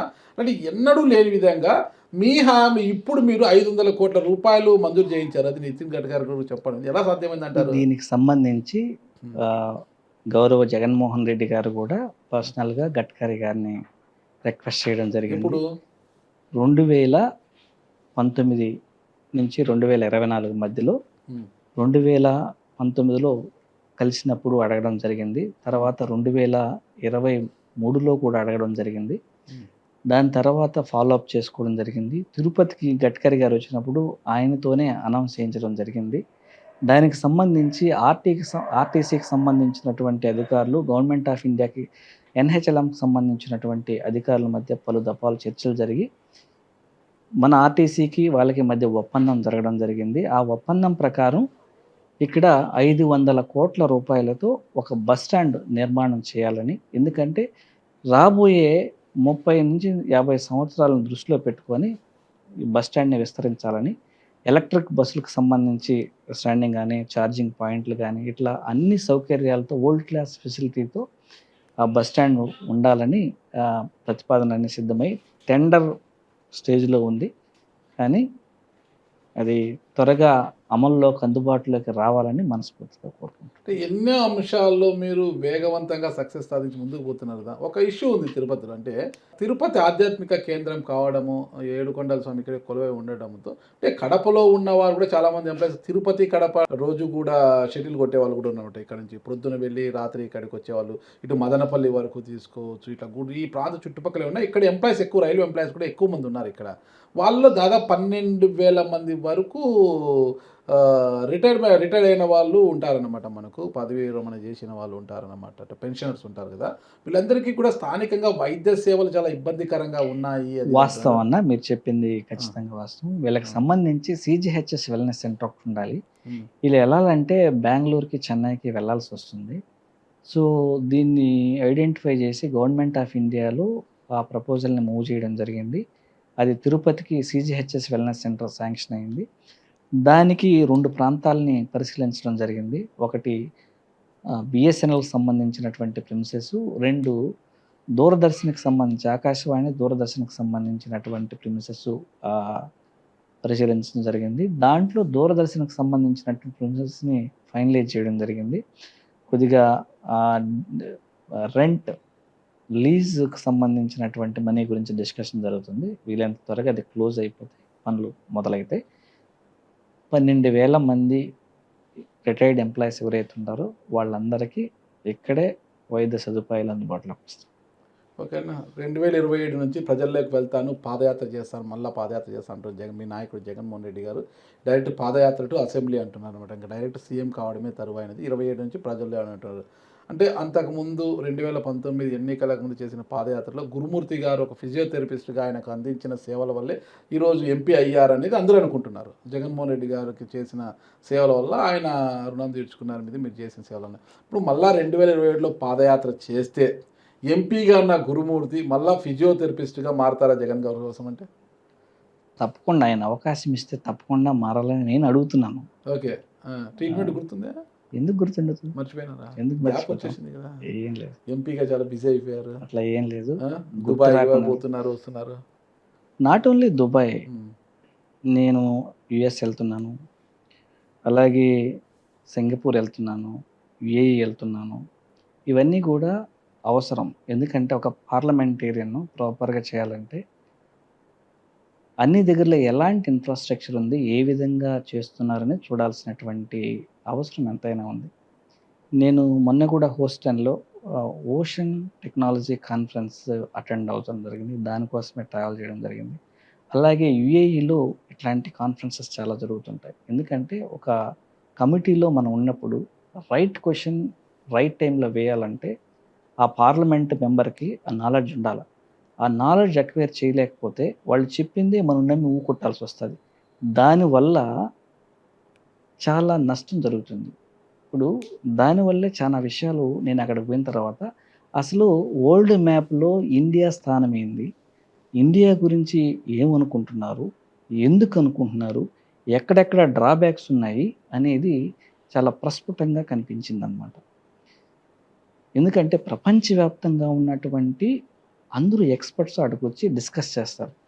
నాకు తెలిసింది ఏంటంటే అందరూ కూడా ఈవీ వచ్చేసింది, ప్లస్ న్యూక్లియర్ తీసుకొస్తున్నాము, ఇవన్నీ తీసుకొస్తున్నాం కాబట్టి గ్రీన్ హైడ్రోజన్ వస్తుంది, దీనికి సంబంధించి ఎనర్జీకి డోకా లేదు అని మనం ఆలోచిస్తున్నాం. కానీ దాదాపుగా 2050 సంవత్సరం వరకు ఫాజిల్ ఫ్యూయల్ యొక్క వాడకం ప్రపంచంలో అన్ని దేశాల కంటే ఇండియాలోనే అధికంగా యూటిలైజ్ కాబడే అవకాశం ఉంది. దానికి తగ్గట్టు మనం ప్రణాళికలు రచించాల్సినటువంటి అవసరం ఉంది. ఎందుకంటే మనం ఇతర రెన్యూవబుల్ ఎనర్జీ వైపు ముందుకు వెళ్ళాలనే ఉద్దేశంతో ఈ దేశంలో ఎక్స్‌ప్లోరేషన్ అనేది సంవత్సరం తగ్గించేస్తూ వస్తున్నాం. అందువల్ల ఈరోజు ఈ జియో పొలిటికల్ టెన్షన్స్ విషయంలో తీసుకున్నట్లయితే అత్యధికంగా నష్టపోతున్నది ఈ ప్రపంచంలో ఏ దేశం అంటే భారతదేశం మాత్రమే. ఎందుకంటే మన ఇంపోర్ట్స్ అన్నీ కూడా ఏఐ మీద ఎక్కువ ఆధారపడడం, స్ట్రాటజిక్ పార్ట్నర్షిప్స్ అన్నీ వాళ్ళతోనే ఎక్కువ ఉన్నాం. ఈరోజు ఆ బ్లాకెట్ ఉండడం వల్ల ఈరోజు మన డాలర్ రిజర్వ్స్ అన్నీ కూడా మనం ఎక్కువ శాతం కోల్పోయే అవకాశంలో ఉన్నాం. ఇప్పుడు ఈవెన్ ఇండోనేషియా మనకన్నా ఎక్కువ ఎక్స్‌ప్లోరేషన్ స్టార్ట్ చేసింది. ఎందుకంటే వాళ్ళకి వాళ్ళ వితిన్ ద కంట్రీ యుటిలైజేషన్ మొత్తం వాళ్ళకి సర్ప్లస్‌లోకి వెళ్ళే అవకాశం ఉంది రాబోయే 5 సంవత్సరాల్లో. అలాగే బ్రెజిల్ కూడా ఎక్కువ ఎక్స్‌ప్లోరేషన్ చేస్తూ ఉంది. రాబోయే 5 సంవత్సరాలు వాళ్ళు సర్ప్లస్‌లోకి వెళ్ళిపోతారు. అలాగే నమీబియా ఎక్కువగా డ్రిల్లింగ్ చేస్తూ ఉంది. వాళ్ళు కూడా సర్ప్లస్‌లోకి పోతారు. ఇలా చూసుకుంటూ పోతే మన రిజర్వ్సే చాలా తక్కువ ఉన్నాయి. మనకు అవకాశం ఉండేది ఒక డీప్ సీ ఎక్స్‌ప్లోరేషన్ చేస్తేనే మనం దీన్ని అధిగమించడానికి అవకాశం ఉంటుంది.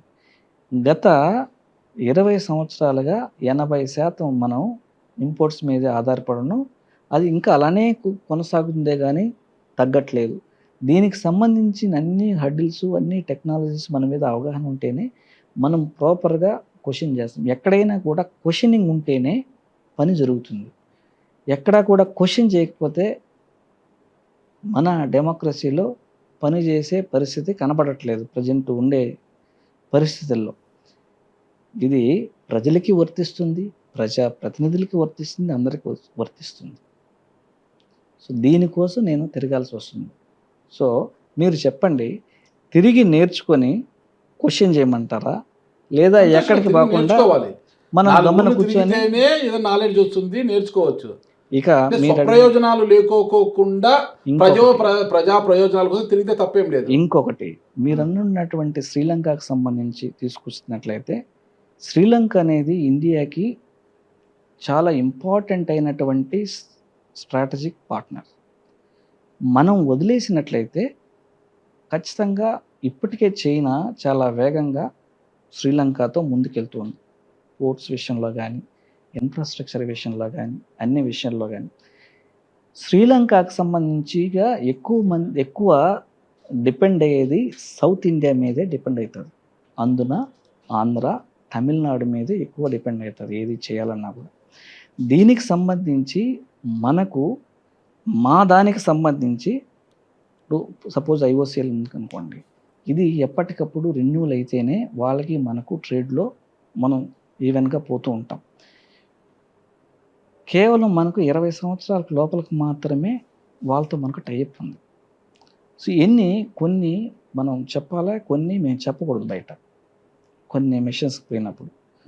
సో అది ప్రతిదీ స్ట్రాటజిక్ మూవ్గానే పోతుంది. కొన్ని బైలేటరల్ టాక్స్లో కొంతమంది ఎంపీల్స్ పెట్టుకుంటారు.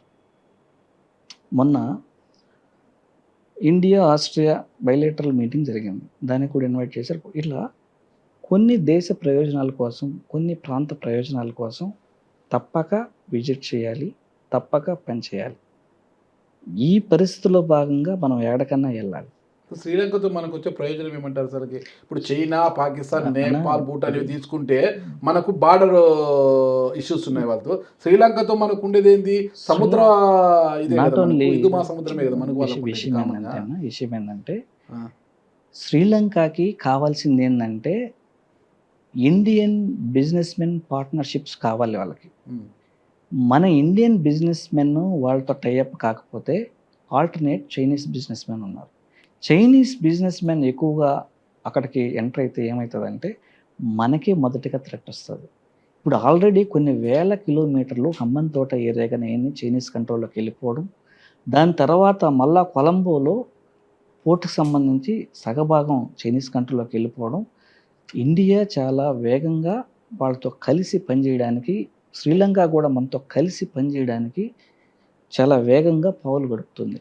దీనికి సంబంధించి ఎక్కువ కావాల్సింది సౌత్ ఇండియన్ పార్ట్నర్స్ కోసం వాళ్ళు రిక్వెస్ట్ చేస్తున్నారు. ఆ ఎంబసీ పీపుల్ కూడా రిక్వెస్ట్ చేశారు, వచ్చి మీరు విజిట్ చేయండి, ఎవరైనా ఉంటే మాకు అటాచ్ చేయండి, మనం ట్రేడ్ ఇండియా శ్రీలంక ట్రేడ్ పెంచాలి అని అక్కడ ఉన్నటువంటి అంబాసిడరే ప్రత్యేకంగా రిక్వెస్ట్ చేయడం జరిగింది. సో ఇట్లాంటి కొన్ని సెన్సిటివ్ ఇష్యూస్లో మనం చాలా జాగ్రత్తగా అడుగులేయాల్సినటువంటి అవసరం ఉంది.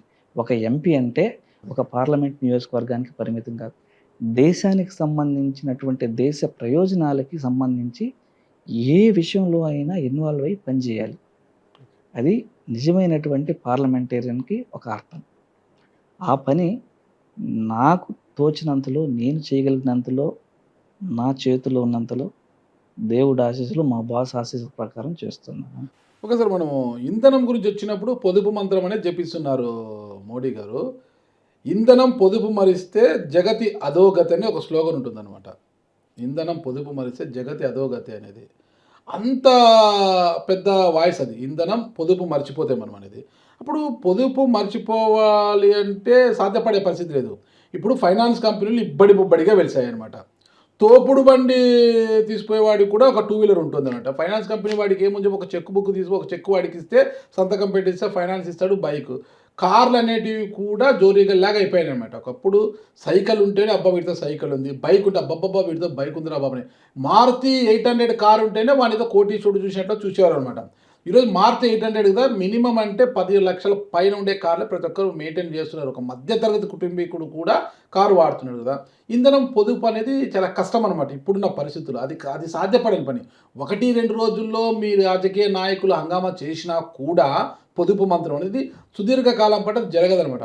ఈ స్థానంలో ఈవీ వెహికల్స్ని మనము ఎందుకు ప్రమోట్ చేయడం? కేంద్రంలో మీరు పార్లమెంట్ ఒత్తిడి తీసుకురావచ్చు కదా, ఈవీ వెహికల్స్ని ధరలు తగ్గించండి, వాటి మీద సబ్సిడీలు ఇవ్వండి. రాజకీయ నాయకులకు ఇచ్చే సబ్సిడీల కన్నా, పార్లమెంటరీలకి, అసెంబ్లీ ఎమ్మెల్యేలకు వాళ్ళకి ఇచ్చే సబ్సిడీల కన్నా వీళ్ళకి సబ్సిడీలు ఇవ్వండి. పేదవాడు కూడా ఈ వెహికల్ కొనుక్కునేది కదా, అతి దగ్గరికి చేయండి అని మీరు పోరాటం చేయొచ్చు కదా.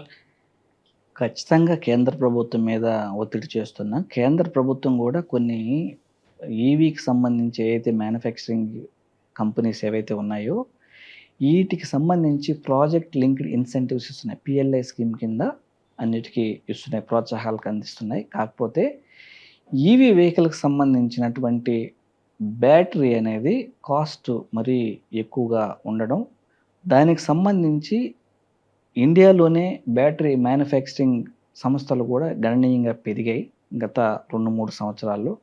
ఇటు బెంగళూరు, కర్ణాటక కానీ, ఇటు గుజరాత్ కానీ, ఇవన్నీ ప్రాంతాల్లో పెట్టడానికి ప్రయత్నం చేస్తున్నారు. ఈ మధ్య రీసెంట్గా జేఎస్డబ్ల్యూ కూడా ఒక పెద్ద కంపెనీతో టైఅప్ అయి దాదాపుగా 15,000 కోట్ల రూపాయల పెట్టుబడి పెట్టి ఈవీ వెహికల్స్ మీద ఎక్కువగా ఫోకస్ చేయడం జరిగింది. మన దగ్గర ఉన్న అమర్ రాజా పనికి రాదంటారా వీటి కోసం, ఈ బ్యాటరీస్ తయారు చేయడానికి? బ్యాటరీస్ అన్ని వాళ్ళు కూడా చేస్తున్నారు. maybe తెలంగాణలో మరి అదే ఆ పేరు పెట్టినట్టు చెప్పుకుంటే మీరు కర్ణాటక, తెలంగాణ అడేట్గా పోతున్నారు. మన దగ్గర అమర్ రాజా ఉంది కదా. బ్యాటరీకి సంబంధించి ఎక్స్క్లూజివ్గా కార్ బ్యాటరీలు వీటికి సంబంధించి చెప్తున్నాను. అంటే అమర్ రాజాలు ఇప్పుడు ఆ బ్యాటరీ తయారీకి కెపాసిటీ Maybe లేదంటారా, చేస్తున్నారు. లేదంటే వాళ్ళ దగ్గర వనరులు లేవంటారా? లేదు చేస్తున్నారు. మేబీ తెలంగాణలో కొత్తగా 10,000 కోట్ల రూపాయలు పెట్టి పెట్టుబడి పెట్టి చేస్తున్నది ఎక్స్క్లూజివ్గా ఈవీ బ్యాటరీస్ అని నేను మీ అనుకుంటున్నాను. గవర్నమెంట్ నానా కొర్రీలు వేసి వాళ్ళు తెలంగాణకి తీసుకెళ్ళారు. No, no, KTR no. మా అది దగ్గర అది తీసుకున్నారు. తప్పది, అది తప్పు. ఎందుకంటే మా పార్లమెంట్ సెగ్మెంటే కాబట్టి ప్రభుత్వం నుంచి ఎలాంటి ఒత్తిడి అయితే లేదు. కాకపోతే తెలుగుదేశం పార్టీ చేస్తున్నటువంటి నెరేటివ్లో భాగంగా అయినా జరగడం కానీ, ఒక ప్రైవేట్ సంస్థ తనకి ఎక్కడ వ్యాపారానికి అనువైన సంస్థలు ఎవరు ఎక్కువ ఇన్సెంటివ్స్ ఇస్తే ఎక్కడ ల్యాండ్ చీప్గా దొరికితే అలా పోతూ ఉంటాయి.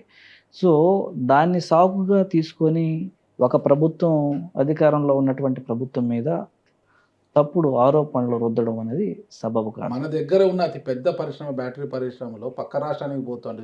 లోకేష్ గారు రూపాయికే భూమి లీజుకి ఇచ్చారు కదా, అంత పెద్ద మనసు మీకు లేకపోయింది. అప్పుడు అమర్రాజాని పక్కకు పంపించేందుకు ఏం లేదు, చేస్తున్నారు? ఇప్పుడు ఒక పాలసీ తీసుకున్నప్పుడు వాళ్ళు గవర్నమెంట్ని అప్రోచ్ అయ్యంటే తప్పకుండా ప్రభుత్వం సహకరించుంటుంది. అప్రోచ్ కాకుండా వాళ్ళు ఇతర రాష్ట్రాల్లో మరి అక్కడ ఏమైనా వాళ్ళ ఇన్సెంటివ్స్ కానీ ఇంకోటి కానీ ఏమైనా తీసుకొని పోయి ఉండొచ్చేమే కానీ నాకైతే ఐడియా లేదు. క్లియర్గా ఐడియా లేని దాని మీద ఎక్కువగా మనం మాట్లాడకూడదు. నాకు తెలిసి ఉంటే నేను పూర్తి వివరాలు అయితే చెప్పుండేవాడిని. ఎందుకంటే ప్రైవేట్ సంస్థ ఎక్కడ ప్రయోజనాలు ఉంటే అక్కడికి ఎక్కువ పోతుంటాయి, ఎవరు ఎక్కువ ఇన్సెంటివ్స్ ఆ ఇస్తారు. ప్రయోజనాలు మీరెందుకు వెళ్ళకపోయారు మీ హయాంలో? సో మన రాష్ట్ర పరిస్థితులు కూడా చూసుకోవాలి. అసలు వీళ్ళు అప్రోచ్ అయ్యారు లేదా మనకు తెలియాలి కదా. నాకు తెలియదు, బేసిక్గా తెలియనప్పుడు నేను మాట్లాడడానికి ఉండదు. చాలా మంది ఎంపీలను చూస్తున్నాను నేను మన రాష్ట్రంలో. ఎక్కడ వెళ్ళినా కూడా ఇది యాన్యువల్ రిపోర్ట్. ఇక్కడ యాన్యువల్ రిపోర్ట్, యాన్యువల్ రిపోర్టు ఒక బుక్ తయారు చేశారు మీరు మామూలుగా. వాళ్ళు కనీసం ఒక కరపత్రం లాగా కూడా ముద్రించడం అంటే మీరు కూడా చేసిన ప్రగతి అనేది ప్రజలకు చూపించుకోవాలన్నా కూడా మీరు ఇంత బుక్, ఇంత ఇంట్రెస్ట్గా ఒక బుక్నే రూపొందించారు. మీరు చేసిన అభివృద్ధి, సాధించిన ప్రగతి, వీటన్నిటికి సంబంధించి ఇంత ఓపిక ఎక్కడి నుంచి వచ్చింది మీకు? అదంతా కూడా ఇంత ఇదిగా అసలు ఎంపీలు చేసిన అభివృద్ధి చూపించుకోవడానికి కూడా టైం ఉండనంత తిరిగి లేకుండా ఉంటున్నారు. మీకు ఇంత తిరిగి ఎక్కడి నుంచి వస్తుంది? మీరు సాధించిన ప్రగతిని ఒక పుస్తక రూపంలో పెట్టేశారు అసలుకి. అన్నా ఒకటన్నా, ఇప్పుడు మనం ఏం చేసాం అనేది ప్రజలకు తెలియాలి కదన్నా. ఇప్పుడు ఎంపీకి ఓటేసాం, పంపించాం, ఆ ఎంపీ ఏం చేస్తున్నాడని అడిగినప్పుడు నేను ఆన్సర్ చేయాలి కదా. సో అందుకని దాన్ని గ్రంథస్థం చేయడం జరిగింది నా స్నేహితులు నేతాజీ గారి సహాయకరంతో. Okay okay. నేను దశావతారము సినిమా చూశాను కొంతవరకు. దాంట్లో కమల్ హాసన్ అవతారాన్ని చూశాను అనమాట. ఇక్కడ నిజ జీవితంలో అంటే సినిమా అది రియల్ లైఫ్లో గురుమూర్తి గారిని చూశాను అనమాట. గంగ జాతరలో అనుకుంటా ఒకసారి ఏడుకొండల స్వామి వేషం, మరొకసారి పుష్ప వేషం, ఇదన్నీ వేశారు. అంటే మీరు విద్యార్థి దశలో ఏమైనా నాటకాలు అది వేశారా? నేను ఏమి వేయలేదన్నా. ఎందుకంటే ఈ ప్రాంతానికి సంబంధించిన ప్రజాప్రతినిధిగా దాదాపుగా 900 సంవత్సరాల నుంచి గంగ జాతర తిరుపతిలో జరుగుతూ ఉంది. సో ప్రతి ఒక్కరూ వేషాలు వేసుకొని అమ్మవారిని ప్రార్థించే పరిస్థితి ఇక్కడ ఎక్కువగా ఉంది. ఈ మధ్యకాలంలో యువత కాస్త వేషాలు వేయడం తగ్గించింది. సో అందుకని మీరు కూడా మేబీ మీకు తెలియాలి, ముసలిళ్ళ కనిపిస్తున్నాను అడుగుతున్నాను. నాకు తెలుసు వయసు ఏమైనా దాచుకుంటున్నా లేదంటే నిజంగా యువకుడే మీరు? సో అందుకని నేను స్వామివారి యొక్క వేషం వేసే భాగ్యం నాకు కలిగింది. పుష్ప ఎందుకు వేశారు? పుష్ప కూడా వేసాం. ఎందుకు వేసామంటే అది పుష్ప సినిమాలో ఇక్కడ ఒక బండ వేషాన్ని అక్కడ పెట్టడం జరిగింది. అంతేగాని తిరుపతి జాతరలో ఉన్న వేషాన్ని తీసుకుని అక్కడ పెట్టడం జరిగింది, కానీ సినిమాలో ఉన్న వేషాన్ని నేను ఎక్కడ పెట్టట్లేదు. ఓకే. అంటే గతంలో ఎంతమంది ఎంపీలుగా పనిచేశారు కదా, ఎవరు కూడా ఇవన్నీ చేయలేదు, ఇలాంటి వేషాలు అవన్నీ వేయలేదు.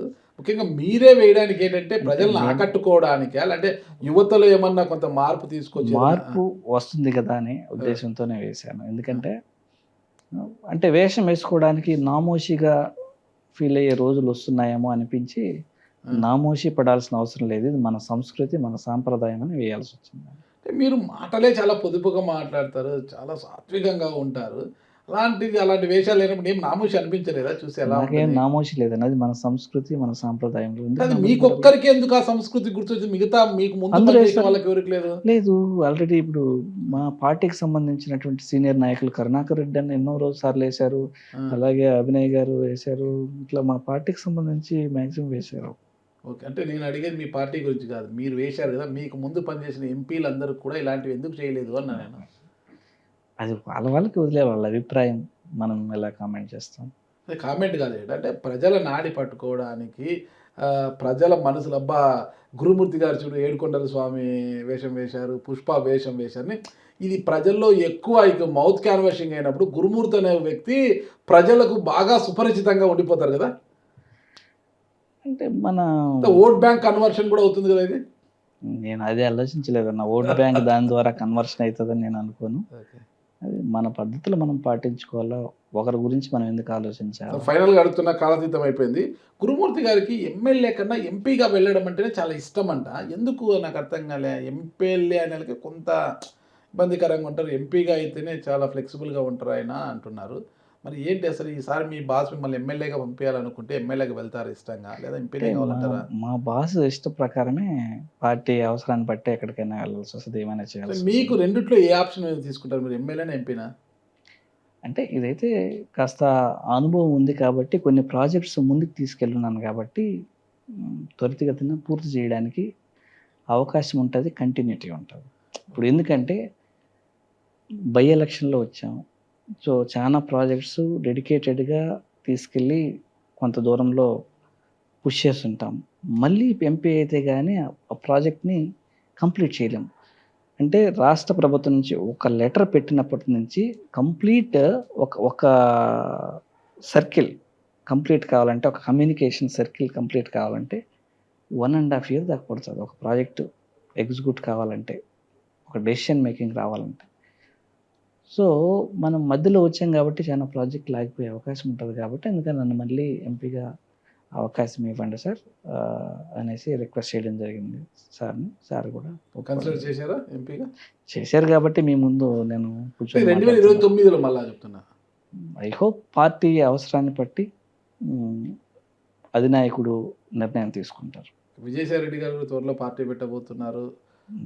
ఇప్పుడున్న పార్టీలు రెండు కూడా చావ చచ్చిపోయాయి, రెండు ఏమి చేయలేవు, సాధించలేవు, ప్రయోజనాల కోసం లేవు ఈ పార్టీలు అంటే ఆయన ఆరోపిస్తున్నాడు. ముఖ్యంగా మీ పార్టీని ఏకరువు పెడుతున్నారు ఆయన మొత్తం కూడా.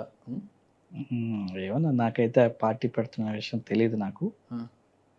మేబీ ప్రజాస్వామ్యంలో ఎవరైనా పార్టీలు పెట్టుకోవచ్చు. సో మా పార్టీ సిద్ధాంతం, మా పార్టీ ప్రజల్లో బలంగా ఉంది, ప్రాపర్ స్ట్రక్చర్ ఉంది కాబట్టి ఖచ్చితంగా 2029లో జగన్మోహన్ రెడ్డి గారు అధికారాన్ని చేపడతారనే నమ్మకంగా మేమందరం ఉన్నాం. మరొకసారి గురుమూర్తి గారిని ఫిజియోథెరపిస్ట్గా చూడొచ్చు అంటారా? అవకాశం ఇవ్వాలని నేను కోరుతున్నాను. జగన్మోహన్ రెడ్డి గారు అది నా వృత్తి. ఓకే. ఫస్ట్ నేను ఫిజియోథెరపిస్ట్, తర్వాత ఎంపీ. సో ఎంతోమంది పొలిటీషియన్లు కూడా ప్రాక్టీస్ చేస్తున్నట్టున్నారు, చేసేవాళ్ళు ఉన్నారు. సో నా ప్రొఫెషన్ నేను ప్రాక్టీస్ చేయడంలో తప్పే ఉంది. ఓకే సార్, ఖచ్చితంగా మీ బాస్ మీకు 2029లో ఎంపీ టికెట్ ఇవ్వడంతో పాటు 2027 పాదయాత్రలో తన కాళ్ళకు ఇబ్బంది వచ్చిన నేపథ్యంలో మళ్ళీ మిమ్మల్ని ఫిజియోథెరపిస్ట్గా గుర్తించాలని కోరుకుంటున్నాను. Thank you sir. నమస్తే. థ్యాంక్ యూ అన్న, థ్యాంక్ యూ.